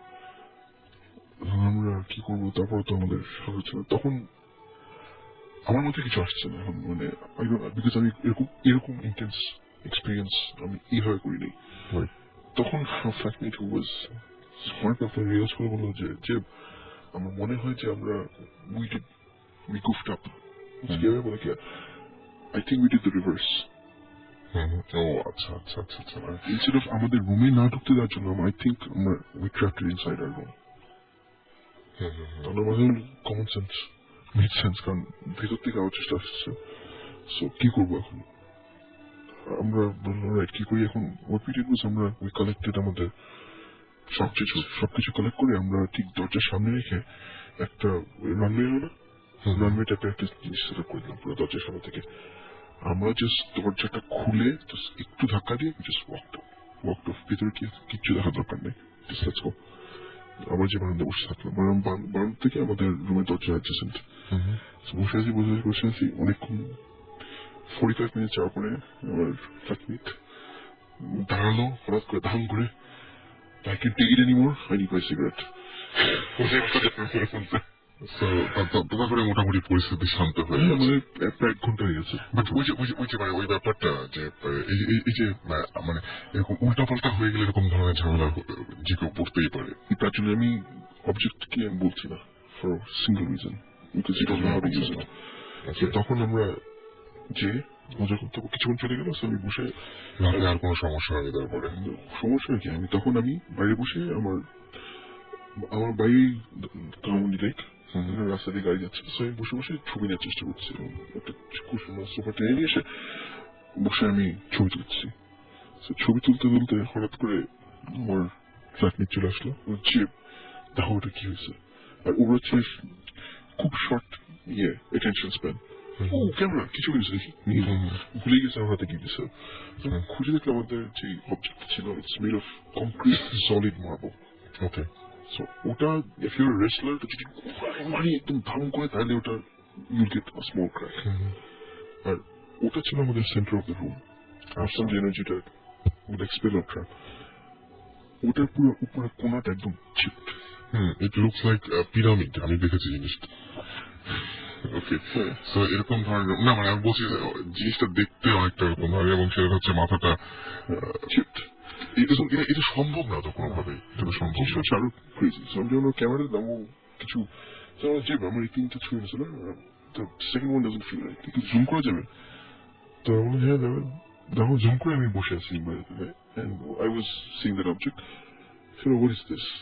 তো জুম করে দেখি যে for the first time actually আমার still camera actually got something. আমার যে আমি সেই ইমেজটা দেখেছি, যে জিনিসটার কথা বলছেন সেই ইমেজটা আমি মিনিট 10 আগে দেখেছি, এবং এটা শ্যাডোর মতো, সামথিং মানে একটা স্কোয়ারের মতো, মানে মানে কোনো শেপ না, মানে ওরকম বলার মতো কোনো শেপ না আসলে। তার ঠিক পরের পিকচারটা একই জিনিস, মানে আমার জিনিস হচ্ছে আমার ওয়ালটা একদম স্ট্রেট, কোনো ইয়ে নেই, মানে কোনো অবজেক্ট নেই to block it. This one মানে ওখান থেকে মনে হচ্ছে ঠিক আমার দরজার সামনে দাঁড়ানো, একদম একদম, এবং কেমন যেন আমার কাছে মনে হচ্ছে যে হ্যাট টাইপের কিছু একটা, সেরকম এরকম ধরনের কিছু একটা জিনিস আমরা দেখেছি। So far for the last 2 weeks we're really sorry যে দেখানো যায় না, sorry to the people in Radio Land.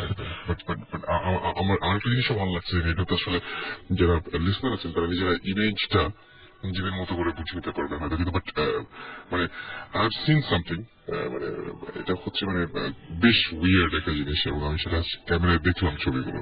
আমি কিছু বলতাম না, but the only reason I say this is because আমি আগে বলেছি I only talk about things যখন আমার প্রুফ থাকে হাতে।